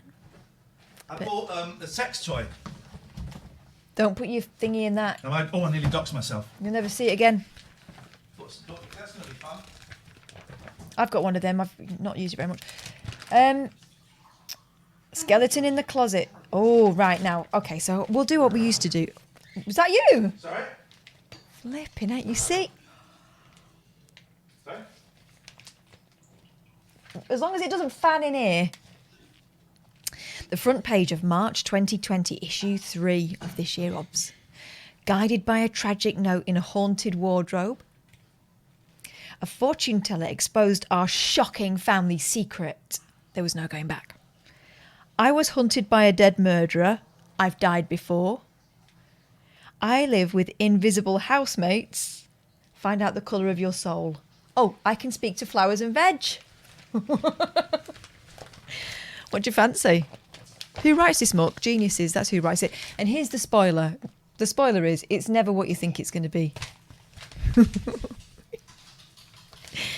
Flowers and veg. We can tell, Kath, you not use NutriBullet much. Maybe you should. Gosh. Don't start yet. Okay, I won't start yet. You're being rude. Sacked from Talk Radio is having a go. Sorry? In bitchy fashion. What am I sacked for? No, I'm sacked from Talk Radio. Their name, obviously trying to get a little bit of attention, said that they could tell I've not used NutriBullet very much, and maybe I should. Oh, they said, oh, okay. I've got a place where I can put the one that I've not used, and if you'd just like to bend over, it'd probably make more sense than what you're saying out of your mouth. The lady is saying she's going to put a NutriBullet up your jacksie. Right, here we go. Oh, that's going to hurt because she's going to turn it on. Yeah. But anyway. Sacked from Talk Radio. Hands up if you were sacked from Talk Radio. Not you? No, I resigned. Yep. And I just didn't get my contract renewed, so that's that. That's that, James! Now then, how's it going? Interesting entry. What does he say? Now then. How do, James? I'm trying to be a bit passive today, so... Oh, not strident. I liked your strident, though. No. There's a time for being strident, listen, and there's a time for being passive, so I'm going to be passive. I just wanted to tell you about these trainers that I bought. Oh, Explosive Diarrhea says, well, I'm out. Good luck with your streaming and hope everything works out for you.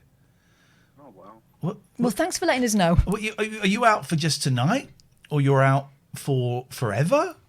What is that about? Are you out? You going to bed now? Or are you coming back? Or He's out of his mind, that's what he is. Oh. Yeah. He's all out of love. No love without you. Okay. Yes, James. Yeah, so I bought these trainers a couple of weeks ago off this drug dealer. I don't know what he's laced them with, but I've been tripping ever since. Oh. I'll give you that one. Is that right? I'll give you that one. That's a good one. Yeah, because I was talking to a mate, and my dad started this new job on the roadworks, and my mate was saying that he's been stealing from his new job, but I didn't want to believe it, but when I got home, all the signs were there. I mean, do I get another bell? No. I had to take some shoes. I had to take some shoes to the recycling centre the other day. Oh yeah. Yeah, it was soul destroying. I put a pizza in the oven the other day, burnt it. It was one of them, the ham and pineapple ones, Hawaiian pizza. No, I should have put it on a low temperature. Oh. Come on, dudes. We stole these jokes from the Alan Bezic show. These are good gags. These are as good as yours. Yeah. So I've got a game for you as well. Okay. It's a little challenge, actually. You can play against each other. I want you to name as many countries as you can that end in the letter L. Countries that end in the letter L. I don't think there are any. Israel. There's one. Okay. I've gone straight in there with... Cass winning. Come on, Sorry? Cass. Right, Cass winning, yeah, all right. Bali. Where? Bali. Is that a country? I've not heard of that. Yep, Bali. That's an answer I ain't got, so you get 2 points for that. 2 points. But it ends with a letter L. Brazil. Portugal. Yeah. Portugal, you can't have Portugal. That's not a country. That's an island. Mate, it's on the peninsula. Talking to the microphone. It's on the peninsula. It's on the Iberian Peninsula. Yeah, you get one for Portugal, obviously. So I've got 3 points. Kath's got 2. All right. What? Nepal. This game is nice. appalling. Nicely done. Senegal. He's a Nice. footballer. Madagascar. Oh, come on. If you're not going to play, then there's no point. Do you know what I There mean? is no point, is there? There is no point. At last he gets it. Okay, I tell you what, James. Do you want a game of Adamant with us? What's that? We start. We start with me saying Adamant. That's how you begin. Katherine then has to name a group or artist that begins with T. Now the T doesn't count as the, so you could not have, for example, the Beatles, but you could have the. Then you have to name a group that begins with the last letter of the group she said. If you say a group that begins and ends with the same letter, it spins back the other way. You got it?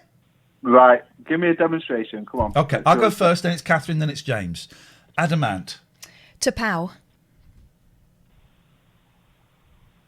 No, give me an easy one. Okay. Adamant. Tina Turner. I really don't know. This is what happens. I smoked a fatty before, and this is what happens. Spoke to Fatty. Yeah. Spoke to Fatty. So you just got to name a group or a singer that begins with R. Oh, right. I get it. Robin Williams. I don't even like him. You don't have to like him. No, you're just thinking about him. Don't worry about it. All right. Spice Girls. Now that begins Double and ends S. with S, so that goes back to you. S. Ooh. Oh, right. I've got it. Here we go. We got a game. Right, shall we start again? Yeah, can it be band or singer? Anyone? Like I said 3 times, yes. Yeah. Okay. Nice. And we start off nice and slowly. As it moves on, it picks up a pace. This is better than going and watch someone playing Warzone or Fall Guys or any of that. This is what Twitch was invented for. Here we go. Adamant. Tom Jones. Shirley Bassey. Yes. Sunita. Arctic Monkeys. Spice Girls. Back to you. Cher. No. Oh. Go on, quick. Shania Twain. I'm coming up with some really bad answers. Shania Twain. That was a surprise. No. Ooh. 10, 9.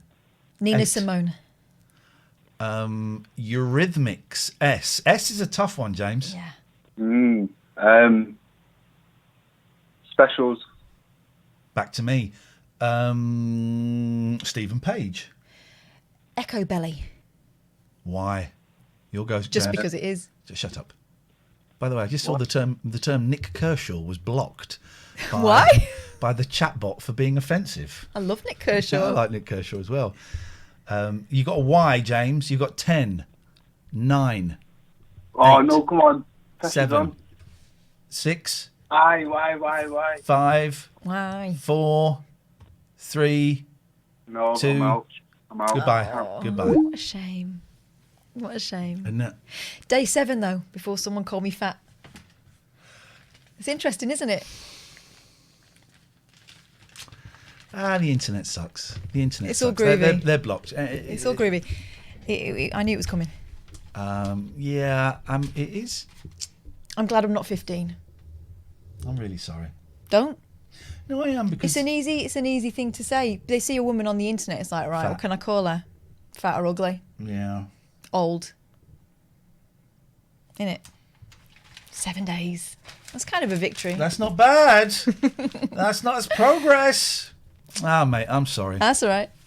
It's all groovy. Beef Monster Munch says, and also actually, it has been reported. I haven't. Obviously, I'm a bloke. I've not had any experience of this, but I have heard from. I've seen accounts from women that Twitch is problematic. It's very in terms of misogyny and homophobia and things like that. I guess it's the kind of. It's very masculine, isn't it? And all the Bantosaurus Rexes hang out here. On a rainbow, you're going to get a timeout because I don't quite get lol at calling Kath fat. I don't quite get that. So you're going to get a timeout for that. Maybe that's a misplaced timeout, but it doesn't seem like a lol to me. Someone said, imagine being Iain. Oh, my God. Why would you? Why?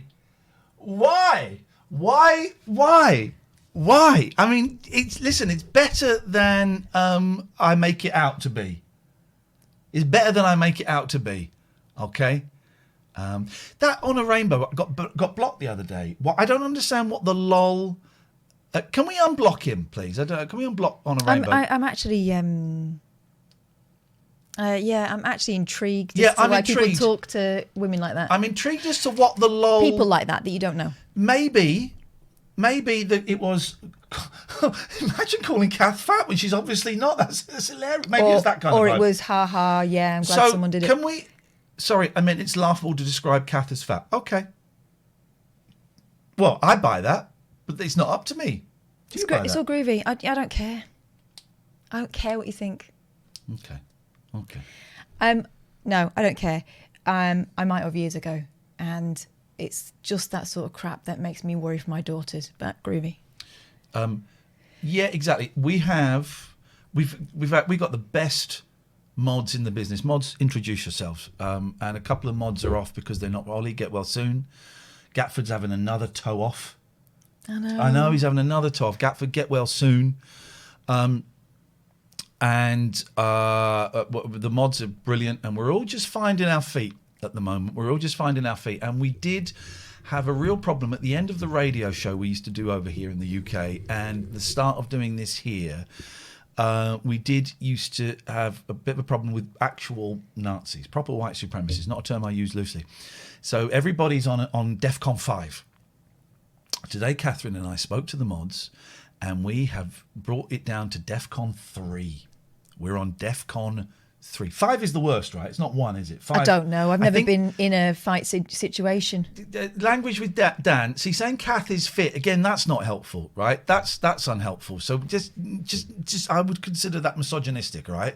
So let's all just step away from that. Because it's not helpful, right? And actually, it's quite unpleasant, and it can be quite intimidating to say, "Oh, they're fit. Oh, they're hot." Oh. It's not really nice, right? So 1 is the worst. 5 is okay. So we were at DEFCON 1. Either way, we're now at DEFCON 3. Whichever way the system goes, we are now on DEFCON 3, right? So what it means is a lot of people getting blocked and all of that, rightfully so, because of the instructions I had issued to my team. And today, Catherine and I had a chat, and we just said, let's just bring it down a little bit. Let's just give people the benefit of the doubt. But the things that will not be tolerated, and you will get booted out for immediately, any kind of phobia, transphobia, Islamophobia, homophobia, misogyny, any kind of perving over either of us, because it just makes us feel really uncomfortable and is unpleasant. And obviously, racism, outright racism. That just goes, man, because that's not what this is about. And if we lose a few viewers, I don't want those people. I don't want to make money from those people. I don't want those people watching. I don't need any of that. All right. So just the mods are down on DEFCON 3 now. So there's going to be a lot more caution. But just everyone don't. The general rule is don't be a dick. I mean, everyone, you know what that means, right? And so saying stuff like Kath is fit and and Ian's a dilf and all of that, listen, it may be done as a joke, right? And that's cool, but actually it's not cool, because it makes comments like that makes me feel uncomfortable. And so let's just stay cool, guys. What day is it today? Tuesday. Okay. Tuesday. Anyway, whatever. I don't think I need to say this to most of you, but, women don't need you to tell them what they look like. Okay. And I'm going to let you into a secret. Can I let them into a secret about you? Kath ain't fit. Kath ain't fit. I saw her getting out of her car, trying to carry her bags from my driveway. They're big bags? Big bags. She was totally out of breath, sweating, stumbly. She ain't fit.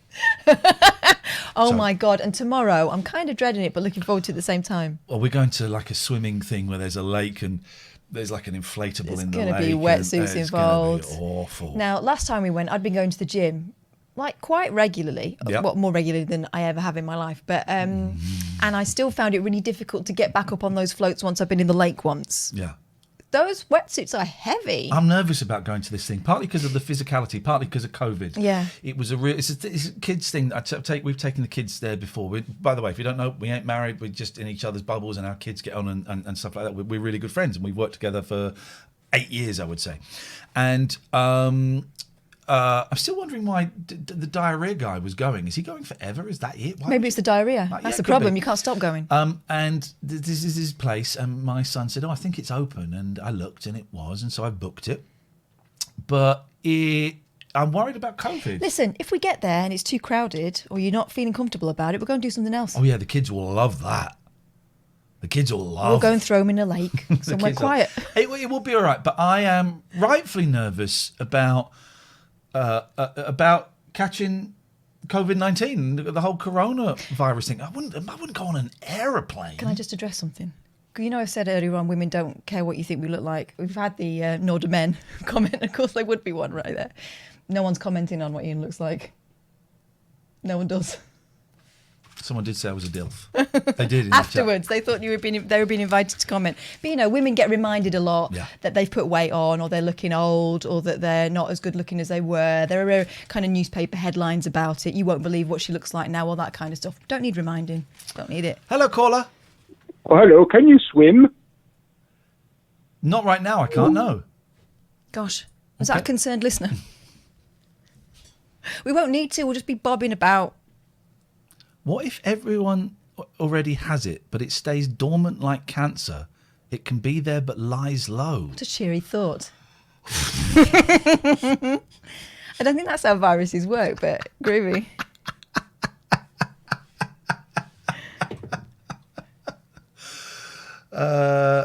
You should not welcome anti-Semites and Christianophobes in this stream. We don't.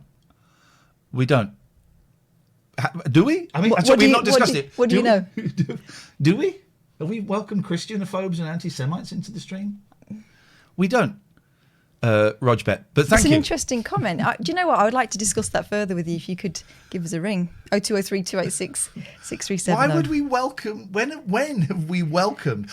Oh, no! welcome. There was Adolf 69 and the swastika boy, and I made them VIPs. That'll be it. There were those two guys, but they were Who funny knew? guys. They were funny guys.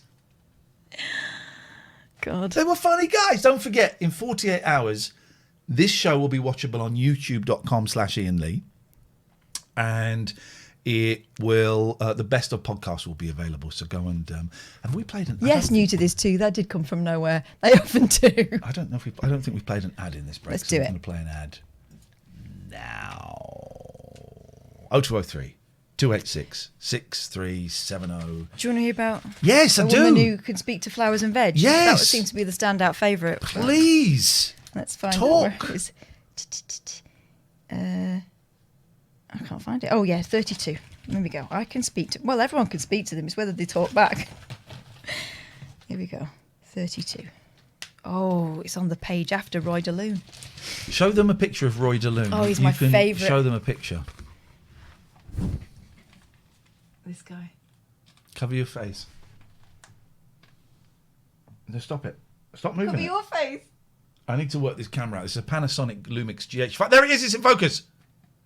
Got it. Yeah, that's your fella. Panasonic. If anyone knows how to operate a Panasonic Lumix GH5, then please let me know, because it's a great camera, and I'm just struggling with I need to have a good play around with it actually this weekend. Carry on. On you go. I'm trying to find the bit where it's. By the way, you can call in while we're chatting. The phones are open. I can see them, and as soon as I see a phone call, boom, you're in. You're on. Oh, we've got some emails as well, actually. Right, here we go. Ebony Dempsey, 30, from High Wycombe, says, I chant over my morning latte. Dirty cow. I've been an eclectic witch since childhood, using spells and magic to attract what I want. I'm a herbalist and drawn to healing using nature, herbs, the elements and emotions in my magic. When I became a mum, I continued with my craft. I use spells at home. My 4-year-old daughter Rose is really into magic, and witchcraft is part of her everyday life. We grow plants and vegetables in our garden and have huge respect for them. Sorry? Rosie and I do spells asking the plants permission to be picked. We found that this reduces the risk of being stung or spiked. The plants answer telepathically. If the answer is yes, we go ahead. See, this is the thing, right? You can talk to flowers and plants. If they answer you, that's when you know your magic. There's a moth! Ah! Or is it? No! Get out! It was on you. Hello, caller. Hello. Hello. Why are we reading the Chat magazine? Is this W.H. Smith's? Gosh, that's a modern reference. I know that guy. He's the guy that I used to think was the Good Evening guy. It's not him. Is he doing a voice, though? It's Mitch. Do you remember Mitch? No. You won't. People from a long time ago. Do you remember Mitch? Was that Mitch? Is it W.H. Smith? Here we go. I use magic and spells when I do the housework. I always use pink salt when I wash the floors, as it cleans the home and disperses negative energy. Yeah, it does, actually. Yeah. I also do an incantation, a chanting spell over my morning cinnamon latte. Posh! Inviting abundance. The chant is like a poem. Anyone can do it. Just make up your own little rhyme as you go along. What chant would you do? Rojbet keeps getting an error at 1,000. That's because you're an anti-Semite and an anti-Christianophobe. What would your chant be over your coffee? Oh, baby, I love your way every day. Brett! Hello. Brett. Brett! Woo! Want to play the running race quiz? Woo! Brett! Woo! Woo! Woo! Brett! I can almost remember those funny faces. That night that you told them you gonna be married soon. The running And race quiz. Brett, I thought the only lonely place was on the moon. Brett! Woo! Woo! Woo! Brett! Woo! Woo! Woo! Mater, one Brett to always love me. Mater, one Brett to always love me.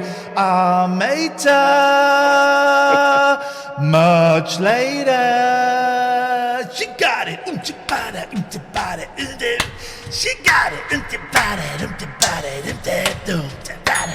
Brett.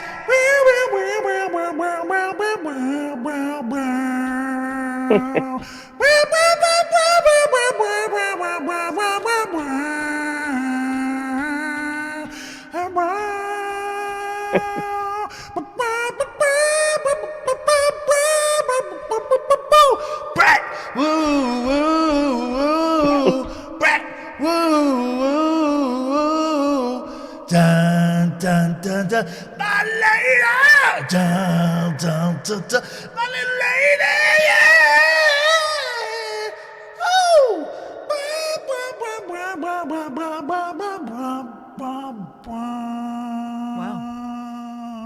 Wow. What can we do for you? Nice. Nice. What was your name Right, again, good. caller? Brett Letts.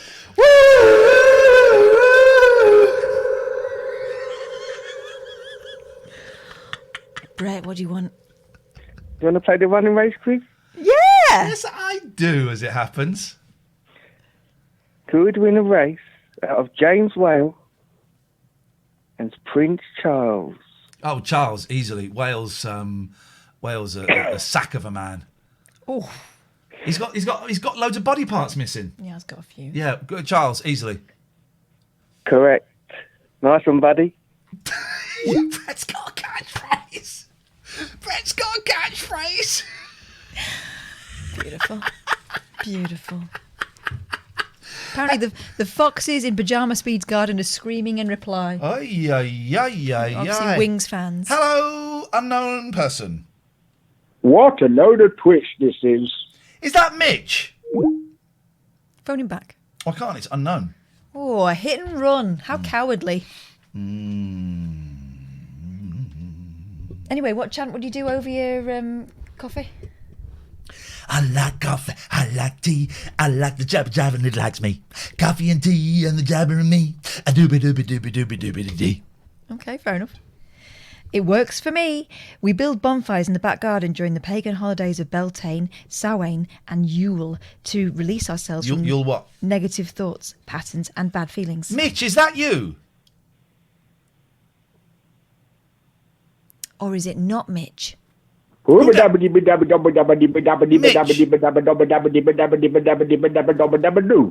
do. Dude, right, the next call from that unknown person, you need to tell me if it's Mitch or not. Midge, I think his name was Midge. And if Was you it don't, Midge or was it that he's doing that extraordinary voice? and if you don't answer, we won't answer withheld calls anymore. It's that simple. It's that simple. Let's get some spooky music up because the cat's about to talk about spooky stories. If the kids are ever agitated or hyper, I calm them with a special spell and remedy. I don't think you're allowed to do that anymore. You Didn't they can't take put that off the spells. market? You're not allowed to put spells on kids anymore. No. The spell is like a prayer. Oh, I love that Just one. like a prayer. Right, here we go. You got to answer who you are, otherwise I won't answer withheld numbers anymore. Hello, Mitch here. How are you doing? Okie dokie, we don't answer withheld numbers anymore. Mick, he said. Why is it? It's very spooky. There we go. The remedy is usually a mixture of herbs placed in a sachet and popped under their pillows. Oh, what's going on here? This music fits this perfectly. Look. It does, look. It's a witch's cat. Oh, look at that little kitten. Hang on. Keep the shot on that. Keep the shot on that. And keep the shot on that. We got breaking news story coming in live. We have video footage of an horrific beast attacking smaller beasts. We've got some footage coming in just now, and there we can see what looks like a hairy monster is attacking smaller winged monsters. Let's go over to our a beast correspondent, Catherine Boyle. Catherine. Passers-by were startled this afternoon when they saw the small yet powerful beast with sharp claws climbing the walls. It seemed to be moving in a highly unnatural manner, but what was more unnatural was the way it was swiping apparently an invisible invader, which on closer inspection turned out to be a fly. We took to the streets earlier on, and the thing that people were most disgusted about was the cork on the wall. They were horrified by it. Please look at these images with fear, but don't have nightmares.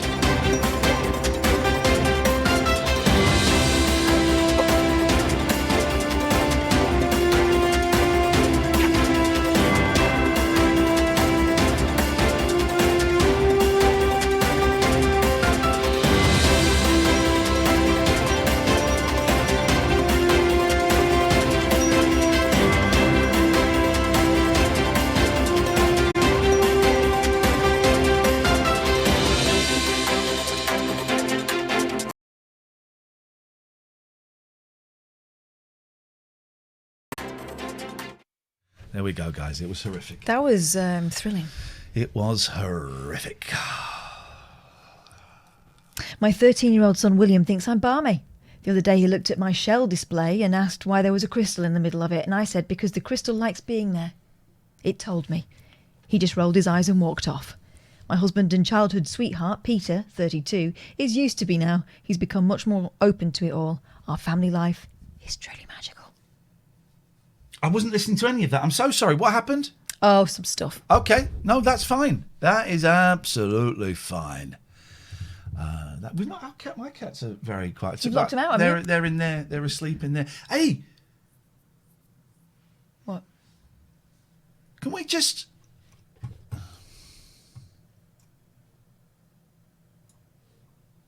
Oh. Just don't move.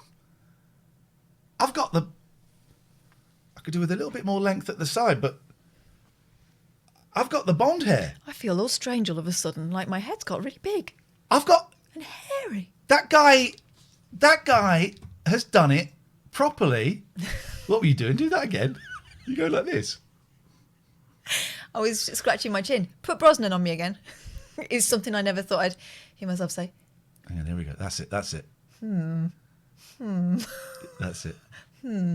Oh, I know what we could do. I know what we can do. Hang on a second. Don't sing ya ding dong. Hang on a second. Let me go to there, and then we're going to go here, and then we're going to create a design, and we're just going to create that. Okay. And then we're going to upload. What you're watching here is we're going to upload, and we're going to upload. Creativity. This is what it's all about. Is it in there? Can you see James Bond there? Downloads. Let me look for Bond. I bet I didn't save it as Bond. Did you save it as Brosnan? No. So just bear with us, call it. This is going to be such a minute change to the way you're seeing things at the moment that you'll go, well, how was that even worth it? But trust me, I still haven't got my own head on, have I? This feels so strange. And yet, not unpleasant. Where is it? Can I keep this tonight? You can have it. It's yours. Right, I need to get... Right, hang on a minute. Right, just everyone stop for a second. This is... I'm Vogue. Stop being a knob. What? I'm voguing Brosnan. Leave him out of it. It's nothing to do with you. Well, he's on me, so he's mine now. Right, I want that image. So we go to images. Trust me, this is going to be so worth it. Now I know how to do it. There it is. We save that image as Bond. I only watched my first Brosnan Bond about 3 or 4 years ago. It was all right. Yeah. It was all right. He's I worked kind with of the on the- director of Goldeneye. He's a sort of Roger Moore type, don't isn't just, he? Don't just brush over that. Yeah, whatever. I worked with the director of... Did you? What, in B-Jams? Right. So that goes there, and we're going to do that, and we're going to get rid of that. Yeah, We're going to get rid of that, right? And then we're going to... Oh, baby. And we're going to make that the background. Oh, baby. We're going to download that. Yeah, download. Why can't it download? Hello? No. Yeah. Stop it! Ding dong. I'm getting requests in the chat. Richard1719Z. He's going to die a happy man now. I feel like I've just killed somebody. Transparent, download. In a pleasant manner. Right, here we go. This is so going to be worth it. Look, we've retained figures there. So we go here. Oh, I'm so sorry. I didn't realise that head was still there. Yes, that's what I mean. Okay, so we're going to add image. So I'm so good with the computers here. So it's seamless and you're so quick. We're going to call this transparent bond, trans bond, and then we're just going to add source. Yes. And then it's called Untitled Design 8. So we're going to look for Untitled Design 8. That'll be in my Downing Loadingtons. There we go. It's going to be working. Here we go. Here we go. Here we go. Now we can play. Now we can play with the big boys. Now we got a game for the big boys. Now we got, look at that. Now I can make things transparent. God, everything. Right. Oh, hello. Oh, what's behind us? Where's he gone? Oh, I was looking for that. Right. Where's he gone? Why has he gone under the desk? He's down here. Hang on. So would you mind coming up from there, sir? There we go. Now we got it. Now we've got. That's better. I told you my lighting was terrible. Stop moving around. No one wants to see you. That's it. Let There me we show go. my- That's it. Hey, man, you're looking so cool. You're looking really cool, James Bond. I'm feeling groovy. You're looking so good, James Bond. I like you. Go back that way. I like you. Oh, that's it very much. But my hair, the point I'm trying to make is... Indistinguishable. What's behind us? What? Stop it! Hang on, Bond. He doesn't fit you as well as he fits me. Yes, he does. I'll make him fit because he's got that shoulder. You can't drop your shoulder. Hang on. Hang on. Oh, hang on. I can move him. I don't need to move him. Oh dear. Yeah. My name's James Bond. I'm Irish. I'm the Irish Bond. There we go. That's that shoulder. Get rid of that shoulder. You got to move that other shoulder along a smidgen. Actually, I'll make him bigger. Oh yeah. There we go. That's abnormally large now. He's a big man. He's a big man, but he's out of shape. My name's James Bond. That wasn't bad, was it? My name's James Bond. My name's James Bond. State of you. My name's James Bond. I'm an old man now. But God, I'll have a whiskey and I'll see you upstairs in my hotel room. My name's Bond. James Bond. Having a whiskey now. Having a whiskey. Singing Mamma Mia in Eurovision. My Right. name's Bond, James Bond. Pierce Brosnan. Remington Steele. My name's Bond. James Bond. That's not a bad impression. Well, when you got the face on, no, it isn't. I can tell you you're supposed to be.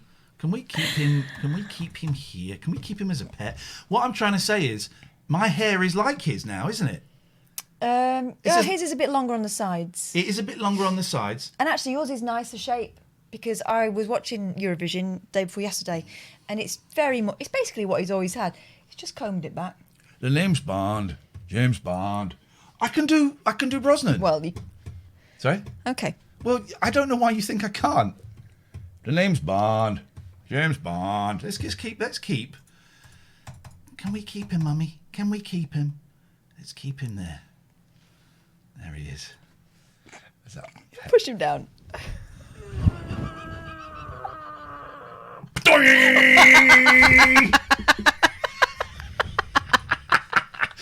Let's again. All right.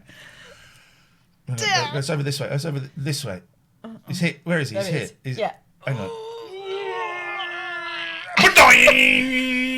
The irrepressible Bond. I tell you what we can do. Look, we can make a little James Bond Ouija board in the background there. It's tiny. This is what we'll do.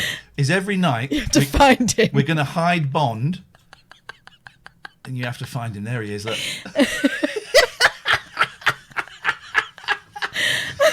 Hello, caller. Hey, Ian and Kath. Hello, 923. What's your name? It's Michael. How you doing? Hey, Michael. What can we do for you tonight? Dude, with all the talk about hair for the last few weeks, and then now tonight as well, I'm struggling. I'm surprised that nobody has called you up and screamed Ryan Reynolds down the phone at you.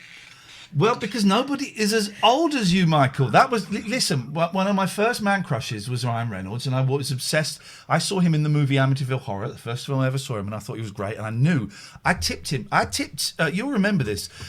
When I saw Amityville Horror, I tipped Ryan Reynolds that he was going to be a big star. And boy, oh boy, was I proved right. And, I wanted my hair cut like him. I know, man. And you've been talking about your hair for weeks, especially when you were getting a haircut. And I was so surprised that nobody opened up. Ow! There was a moth on you. It gone by that last hit, but I just had to be sure. Can't wait for it to land on your face. So I'm talking to Michael about Ryan Reynolds, about a thing that I did 15 years ago. Shush. Yeah. That's it, really. Just wanted to scream Ryan Reynolds. Go on then, scream it. Scream it then properly. Can I do it in a Rob Bonet kind of style? Of course you can. Ryan Reynolds! You sounded like one of the women on Monty Python. Ryan Reynolds! You've got 500 more viewers than most of the front page at the moment. This is what I'm... Let me see. Right. Let me see what the people I follow have got. Oh, why are you doing this? Because Limmy's got 1,000 more than me.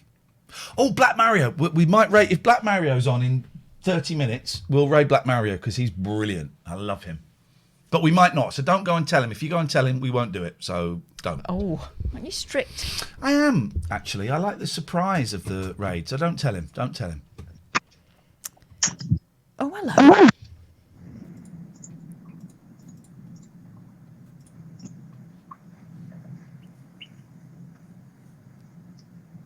Who's going to blink first? He did. Hello, Graham. We can't hear you. Oh, put your microphone You've muted on. yourself, John. You're on mute. There's lovely Laura sometimes, who we raided yesterday. Hope people were nice, Laura. Lovely to see you. I'm a big fan of your channel. She goes and plays songs and is learning guitar and is great. I love your channel. It's nice and chilled. Poor Graham, can't hear him.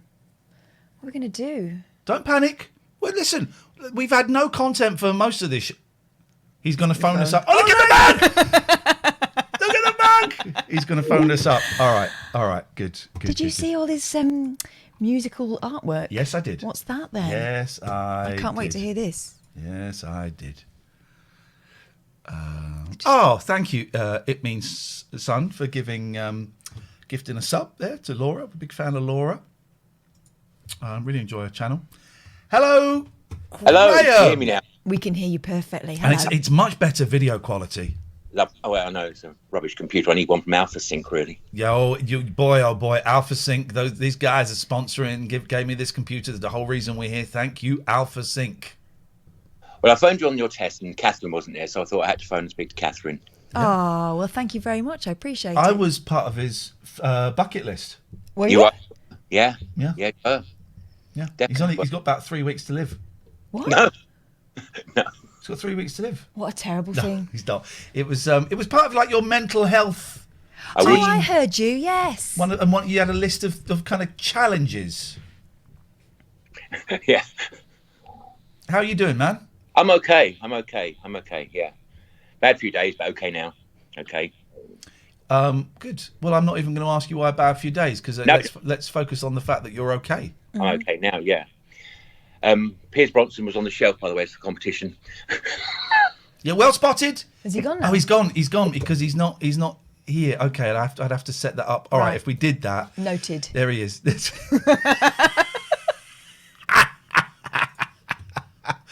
I couldn't do it for this. Go on. You talk to Graham while I do this. Can I answer a question? Yeah, of course you can. It's a bit of I don't know, you might not. Between 4 and 7 in the morning on LBC, do you think it's a troll? I don't know who's on. I mean, who listens to a slot that early in the morning? Listen, I don't know why Steve Allen has taken against me. I know we had beef when I worked at LBC, and we didn't really get on, and he accused me of stealing some stuff.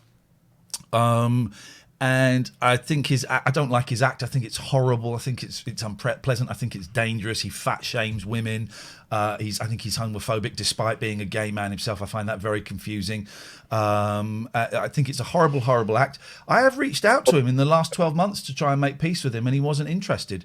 So there you go. But he thought it was funny to joke about my divorce and all of that stuff. And it's just a really unpleasant, mean act, and I don't get it, but people like it, people enjoy it. There's obviously a market for it, and good luck to him. I don't understand why there is though, but he had to go at me once because I was on the Marchioness years ago doing the DJing. Yeah, and obviously I survived. My friend didn't. You were there during the that horrible night. I was the DJ on the boat. Oh man! And he had a go at you. And he just took the mickey out of me because I worked at hospital radio and I used to give these awards out, but he used to accuse me of giving the awards out to people I wanted to interview. True, but that's not the point. Well, I can tell you some stories about the people that got to produce the Steve Allen show, and people that didn't get to produce the Steve Allen show, but that would just be mean. And I had a bad night one night after the boat, and I think I spoke to Bavin, and he was very lovely to me. Remember Bavin? I don't know Bavin. I think it was Jeremy Riedel, I think. Right, that was a bit before my time. I don't get Valen, and we didn't get on when we were there. He used to, when I was filling in for Clive Bull once, and he would come in and do the handover, and just before the mics went up, and I was very inexperienced, he would say the most horrific things to me, really offensive, horrible things, and then the mics would go live, and I'd think, Jesus, well, how am I supposed to react to that?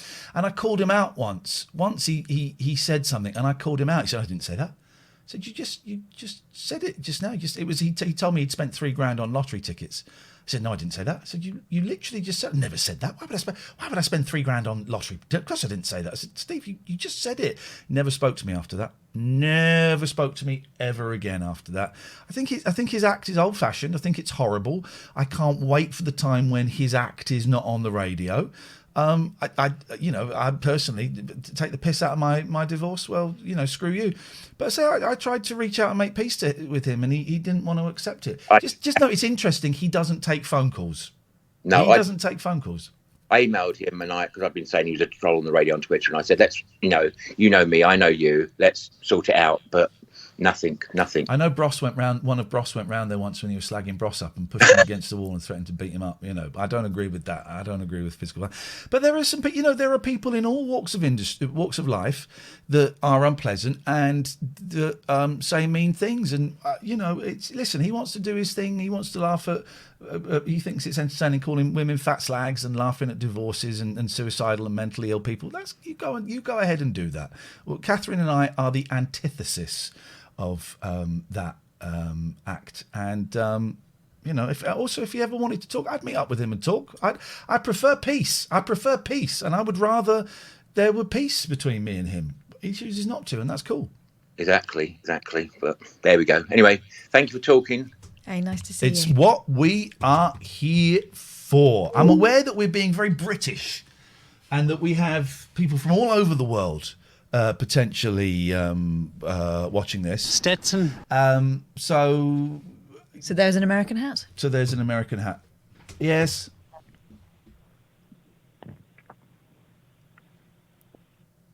There we go, you see. Some people just like to test the line, don't they? Yeah.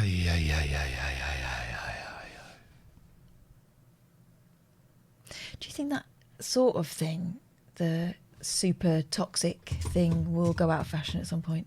I think it will go out of fashion, but I think it will always be there.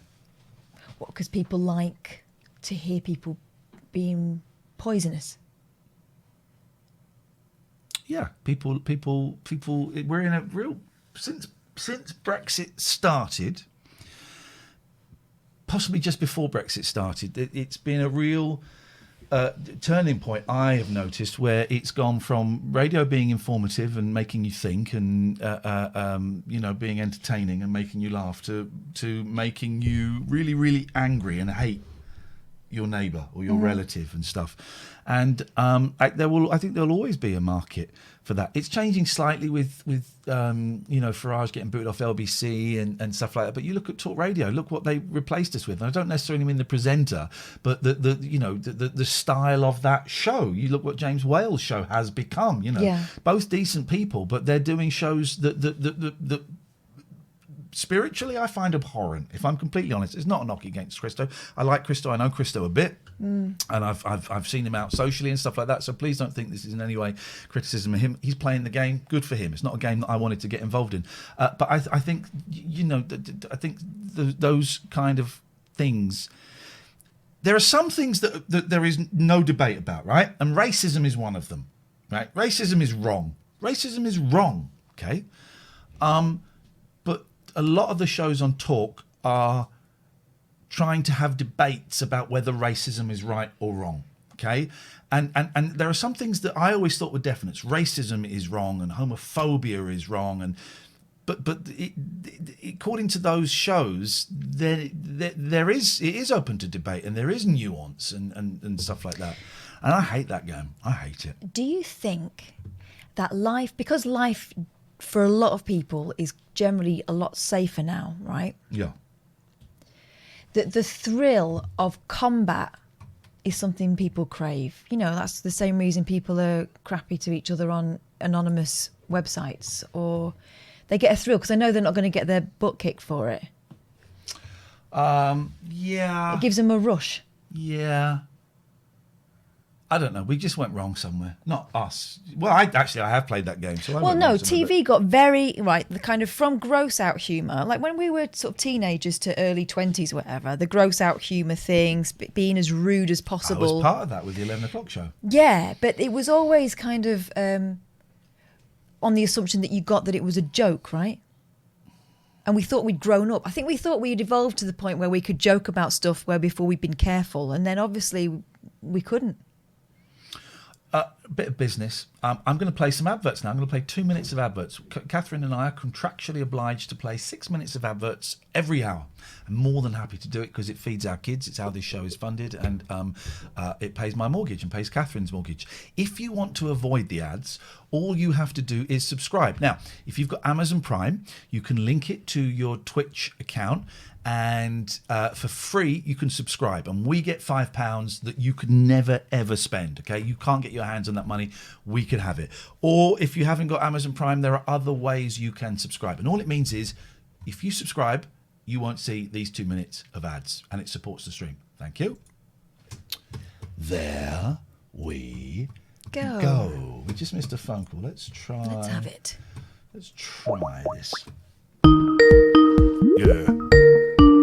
Tally Pierce. Baby Brownson. Oh, he's gone. Oh, unavailable. Okay. I wonder what happened to Nigel earlier on. Well, one can only imagine. I don't want to. One can only imagine. This is all right. We're hovering around 1,000 views tonight. That's okay. Have we got any more guests this week? Yeah, Rufus Hound on Is Thursday. Is on Thursday? Mm-hmm. Beautiful. Gail Porter next week. Dick and Dom next week as well. I just need to sort out a date. Oh, we go. Let's some subs. Thank you, Sparrow. Thank you, Oz. Thank you, Easy. Hello, caller. Name's Bond. James Bond. Your name's Bond. James Bond. How is he throwing his voice? Yes. How are you, James? I wouldn't think of it. What have you been up to Beg your today? pardon? I said, what have you been up to today? No chit chat. What? No small talk. Well, I'm trying to make small talk, and you're being very mysterious.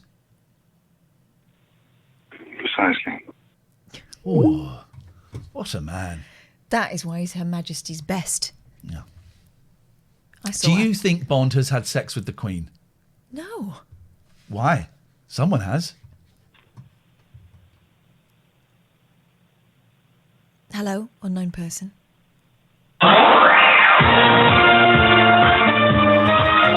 Catchphrase. Yes, it's a daisy wheel. Catchphrase.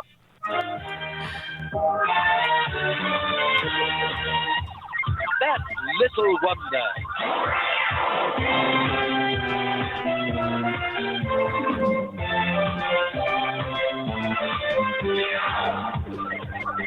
Topsy Turvy.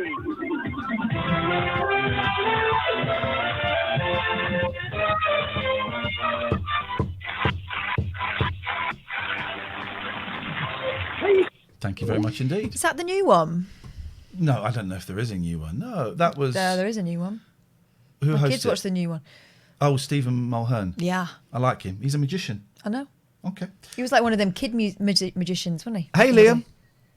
Hi, how are you? What you got for us? Well, I just want to say a couple of things. First of all, really good that you knew who was calling her. That's kind of impressive, I think. I don't know. It comes up on the screen. Very clever. I live in Northumberland. We haven't got any phone lines or anything up there, you see. Ian, we had a little chat recently about Paul McCartney.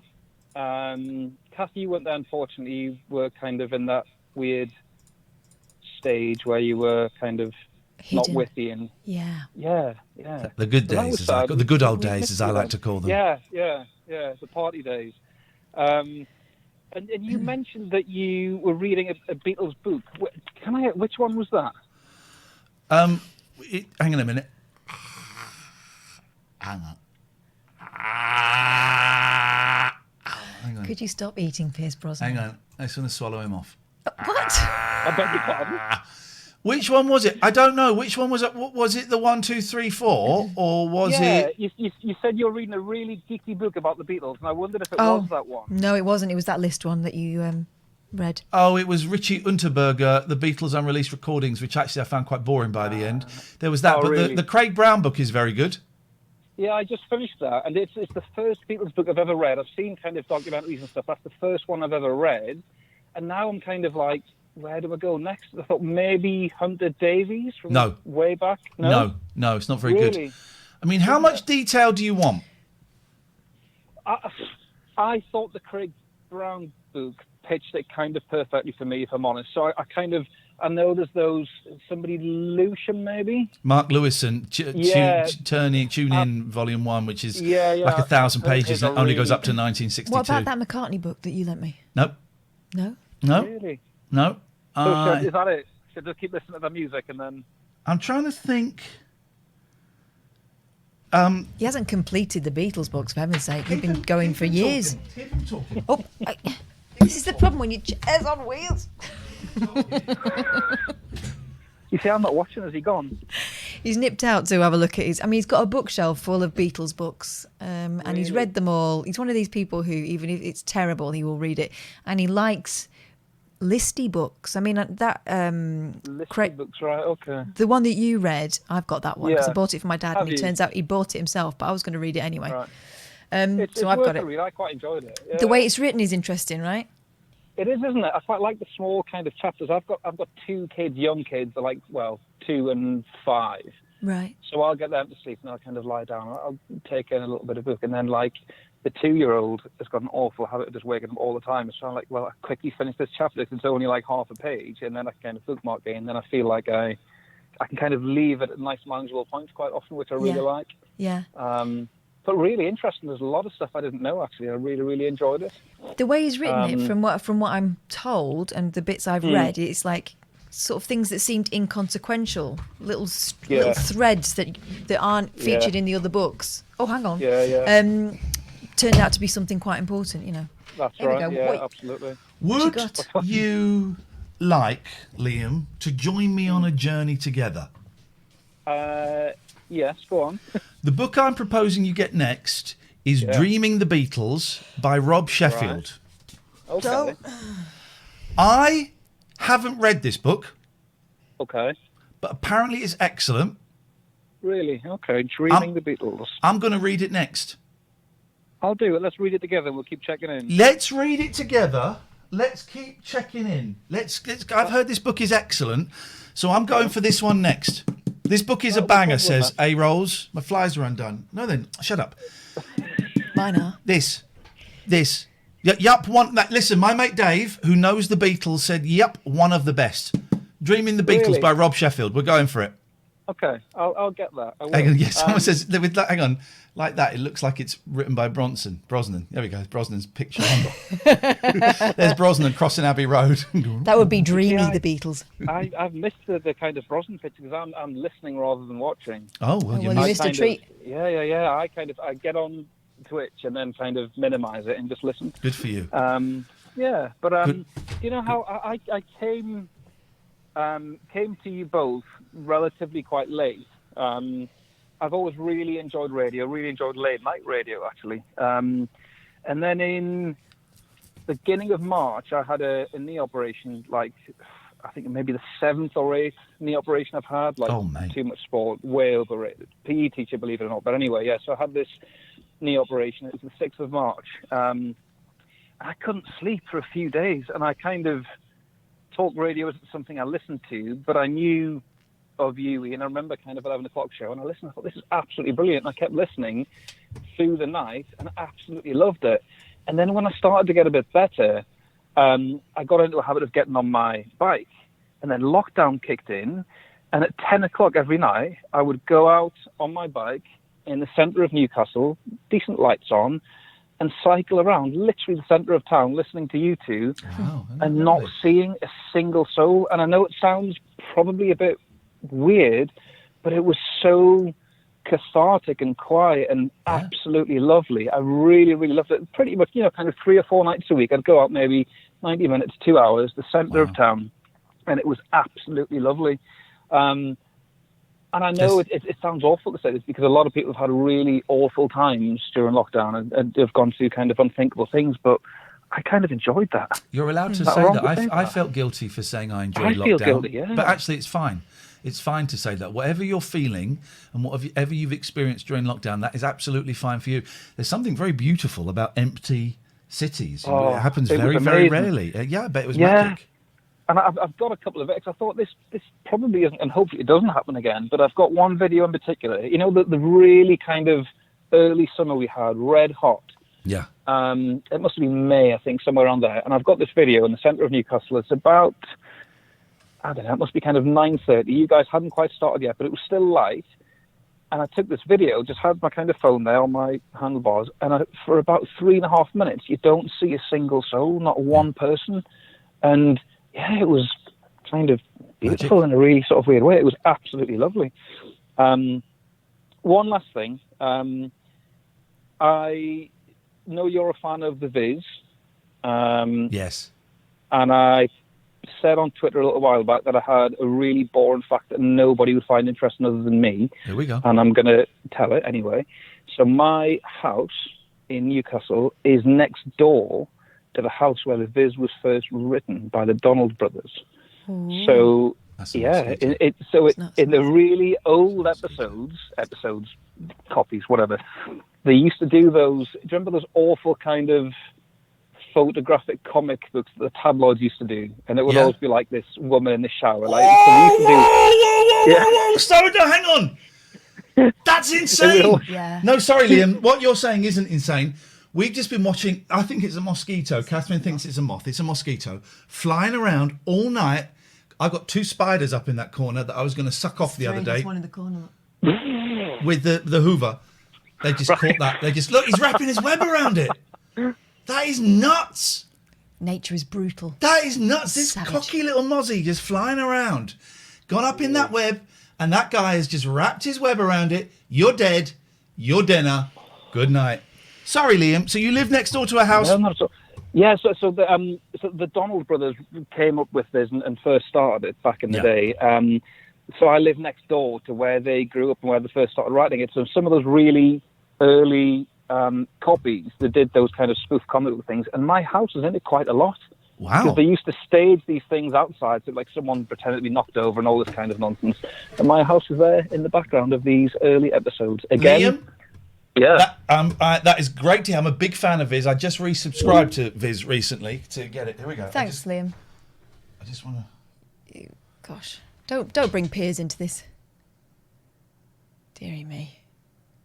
You're dead. That is a moth. That is a mozzie, mate. No. You had a stinger. No. Have it. Murder cam. Have it. Brosnan Pitt, don't get too close. Don't get too close, though. No! Look at this brilliant. Oh, look, let me show you. This is a painting that Katherine did. Not that one. That one. This is a painting. The Angry Siamese. This is Kurt Vonnegut did this. Oh, it's signed by Kurt Vonnegut, number 19 of 175. This is my notice board. And look, this is where we see our guests. This is our list of... Cliff knows. Cliff knows what's going on. Yes. You've got some guests coming on. So there you go. Some people, they're all for each other. They're on the list. We should talk about the people that are very kindly giving us cash to make this show itchy nose. happen. Where are you going first? Gregorian Emerson. Gregorian, named after the chant. Gregorian Emerson, Take a family chance. law. Take a chance. Take a chance. Take a chance. Do you get it though? Yeah. Gregorian chants. It's great. Take a chance.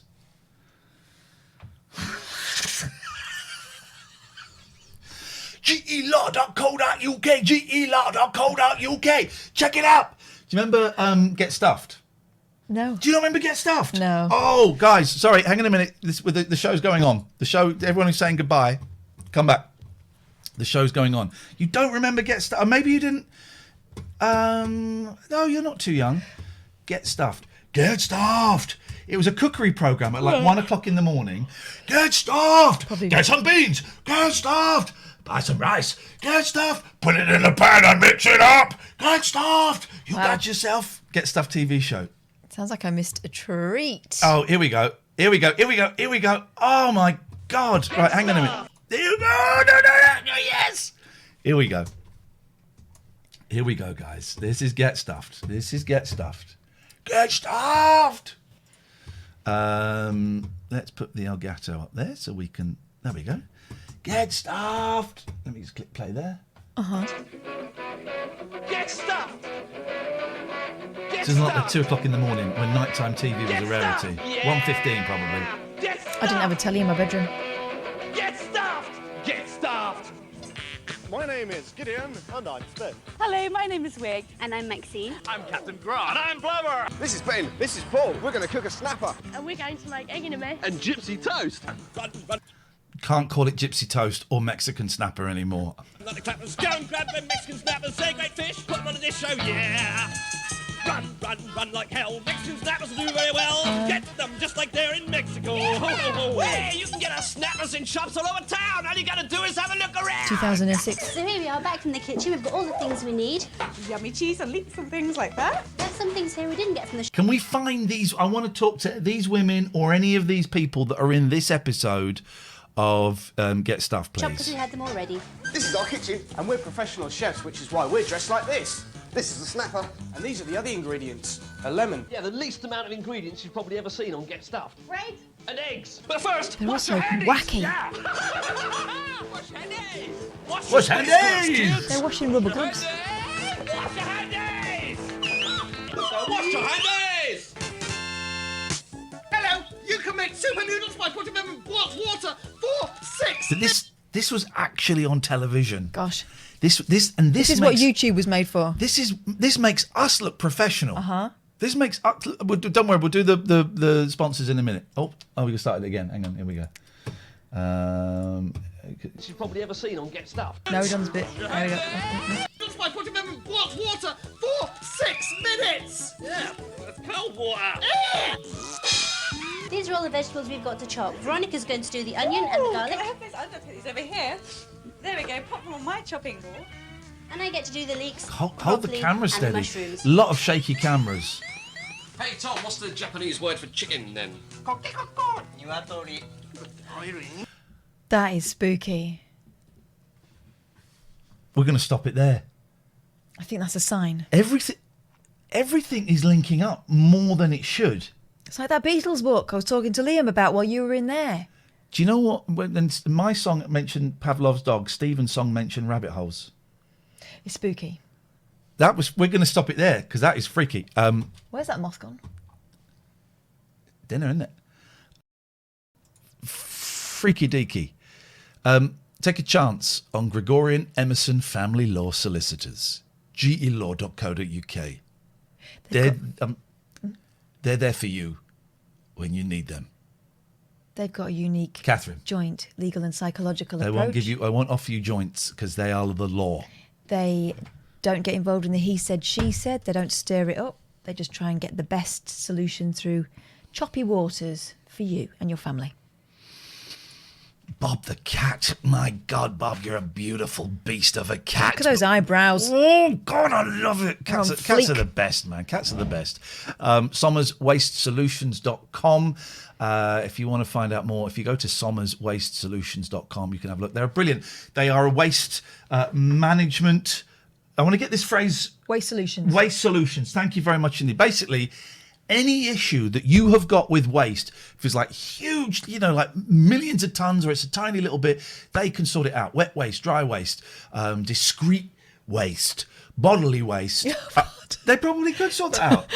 Confidential waste. Confidential waste, bodily waste. It's the same thing. They can say that they can organise off-site or on-site confidential waste shredding. So, however you want it done, they can sort it for you. Almost guaranteed that they can save you money, and they can certainly increase or decrease your company's carbon footprint and increase your green credentials. They're really confident of that.